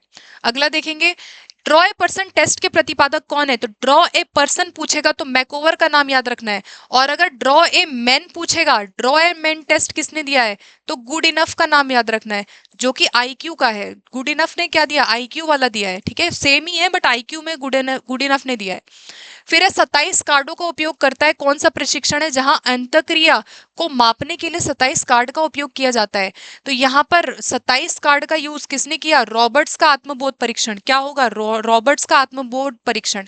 अगला देखेंगे, बालक प्रसंग अंतर्बोध परीक्षण, 3 से 10 साल के लिए जो आपका सीएटी टेस्ट बनाया गया, यानी चाइल्ड एप्रिसेप्शन टेस्ट बनाया गया, बाल अंतर्बोध परीक्षण बनाया गया। यहाँ पे क्या किया गया था, कार्ड में लोगों के स्थान पर जानवरों को यूज किया गया, यानी एनिमल्स को यूज किया गया। और टोटल कार्ड्स की संख्या कितनी थी, 10 थी। और किसने दिया ये? लियोपोल्ड बैलेक ने दिया इसको। किसने दिया? लियोपोल्ड बैलेक ने दिया। ठीक है, तो यहाँ पर आंसर बना लोगों के स्थान पर जानवर। व्यक्तित्व मापन की प्रक्षेपी विधि कौन सी है? साक्षात्कार है, वर्ड एसोसिएशन है, पर्सनालिटी है, चेकलिस्ट। तो शब्द साहचर्य परीक्षण जो किसने दिया? जुंग ने, कार्ल युंग ने 1909 में इस परीक्षण को दिया। ठीक है, जहां शब्द को दिखा करके व्यक्ति से पूछा जाता है। फिर है number of cards in thematic apperception test, प्रासंगिक अंतर्बोध परीक्षण, जो किसने बनाया? यहाँ पे थीमेटिक एप्रिसेप्शन टेस्ट किसने बनाया? मॉर्गन एंड मॉर्गन और मुर्रे ने 1935 में बनाया इसको। ठीक है, मॉर्गन व मुर्रे के द्वारा बनाया गया टेस्ट है। कार्ड की संख्या कितनी थी? टोटल 31 कार्ड था। ठीक है, जिसमें से 30 जो था वो चित्र वाले कार्ड थे और एक कार्ड ऐसा था जो सादा था। तो अगर आपके एग्जाम में 31 आता है तो 31 भी सही होगा और 30 आता है तो 30 भी ठीक है, क्योंकि 30 कार्ड ऐसे थे जो कलर वाले थे। ठीक है, अगला देखेंगे सोशियोमेट्री टेक्निक का विकास किसने किया है व्यक्तित्व के मापन में? तो यहाँ पर आंसर बनेगा मोरेनो। जेएल मोरेनो ने क्या दिया है? समाज मिति का कॉन्सेप्ट दिया है। 16 पीएफ टेस्ट किस सिद्धांत पर आधारित है? तो 16 पीएफ टेस्ट किसकी थ्योरी पे आधारित है? कैटल। तो कैटल का 16 पीएफ टेस्ट 16 पर्सनालिटी फैक्टर इन्होंने दिया। और कौन से ट्रेड की बात की थी? मूलशील गुण और आपके सतहीशील गुण। ठीक है, अगला है व्यक्तित्व मापन की प्रक्षेपी तकनीक जो नहीं है, जो प्रक्षेपी में नहीं आएगा। तो वर्ड एसोसिएशन टेस्ट, ठीक है, युंग ने दिया इसको। ठीक है, वुडवर्थ का पर्सनल डेटा शीट हुआ, सेंटेंस कंप्लीशन हुआ और थीमेटिक एप्रिसेप्शन हुआ। तो यहाँ पे आंसर क्या बना? वुडवर्थ का पर्सनल डेटा शीट। ये आपका ऑब्जेक्टिव होगा, नॉट सब्जेक्टिव। अगला है यहाँ पर which test was created by Henry Murray and Morgan. Murray Morgan ने कौन सा टेस्ट बनाया 1935 में? तो यहाँ पर आंसर क्या बना? प्रासंगिक अंतर्बोध परीक्षण। थीमेटिक एप्रिसेप्शन टेस्ट किसने बनाया? यहाँ पे मॉर्गन और मुर्रे। नेक्स्ट है who is the proponent of word association test. तो यहाँ पर कार्ल युंग का नाम याद रखेगा। वर्ड एसोसिएशन टेस्ट किसने बनाया? कार्ल जुंग का नाम याद रखना है।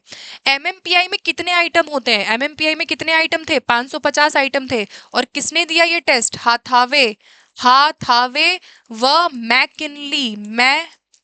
मैकेनली ने बनाया। किसने बनाया? हाथावे वो मैकेनली ने इसको बनाया। तो याद रखिएगा 550 आइटम है। और कितने स्केल की बात की है यहाँ पे?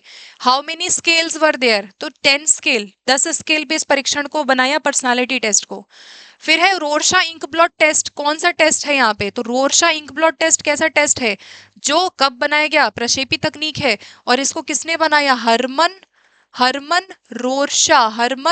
रोरशा ने 1921 में। कब बनाया इसको? 1921 में बनाया। ठीक है, अब तक तो याद हो गया होगा, 1921 में बनाया। ठीक है, और इसमें कार्ड की संख्या कितनी थी टोटल? रोरशा इंक ब्लॉट टेस्ट में कार्ड की संख्या कितनी थी? 10 थी। ठीक है, आगे बढ़ेंगे। नेक्स्ट है व्यक्तित्व मापन की स्व प्रतिवेदन सेल्फ रिपोर्ट विधि कौन सी है? रोरशा इंक ब्लॉट है, थीमेटिक है, पर्सनालिटी इन्वेंट्री। तो यहाँ पर पर्सनालिटी इन्वेंट्री जो है, इन्वेंट्री जो होती है, जो सूची होती है, वो कहीं ना कहीं एक तरीके की सेल्फ रिपोर्ट होती है। ठीक है, लास्ट क्वेश्चन है चिल्ड्रन एप्रिसेप्शन टेस्ट किसने दिया? तो लियोपोल्ड बैलेक ने 3 से 10 साल, कितने साल के बच्चों के लिए बनाया? 3 से 10 साल के। और टोटल कार्ड्स की संख्या कितनी थी? 10 थी। और यहाँ पे ह्यूमंस के अलावा किसको यूज किया गया था? ह्यूमंस की जगह पे एनिमल्स के पिक्चर्स को यूज किया गया था। तो एनिमल्स पिक को यूज किया गया था बच्चों के लिए। तो लियोपोल्ड बैलेक ने दिया चाइल्ड एप्रिसेप्शन टेस्ट, जहां चित्र को दिखा के व्यक्ति को कहानी बनानी पड़ती है। ठीक है, तो ये हो गई बेसिक बात। और आज हमारा ये पर्सनालिटी का पूरा सेशन कंप्लीट होता है। तो फाइनली हमने पूरा पर्सनालिटी आज इस वीडियो में कवर किया है। इसके बाद मुझे नहीं लगता कि कुछ और वीडियो आपको देखने की जरूरत पड़ेगी, whether it is related to theory और टेस्ट और any other thing. We have done everything. Detail से मैंने कोशिश की है कि सब कुछ हम यहाँ पे करें। आप वीडियो को 1-2 बारी देखेंगे तो आपको और ज्यादा चीजें याद हो जाएंगी। ठीक है, सो मिलते हैं अगले सेशन के साथ। Thank you so much for joining. In case of any other questions, if you have कोई डाउट, कोई भी सजेशन, कुछ भी ऐसा लगता है तो कमेंट में जरूर बताइएगा। और इसी के साथ मिलते हैं अगली क्लास के साथ। नेक्स्ट सेशन भी हमारे इसी तरह टॉपिक वाइज भी आएंगे, एज वेल एज हम पीवाईक्यूज भी कर रहे हैं, साथ के साथ में क्वेश्चंस भी कराती हूँ। तो उसके लिए भी चैनल से जुड़िएगा। तो थैंक यू, मिलते हैं अगली क्लास के साथ।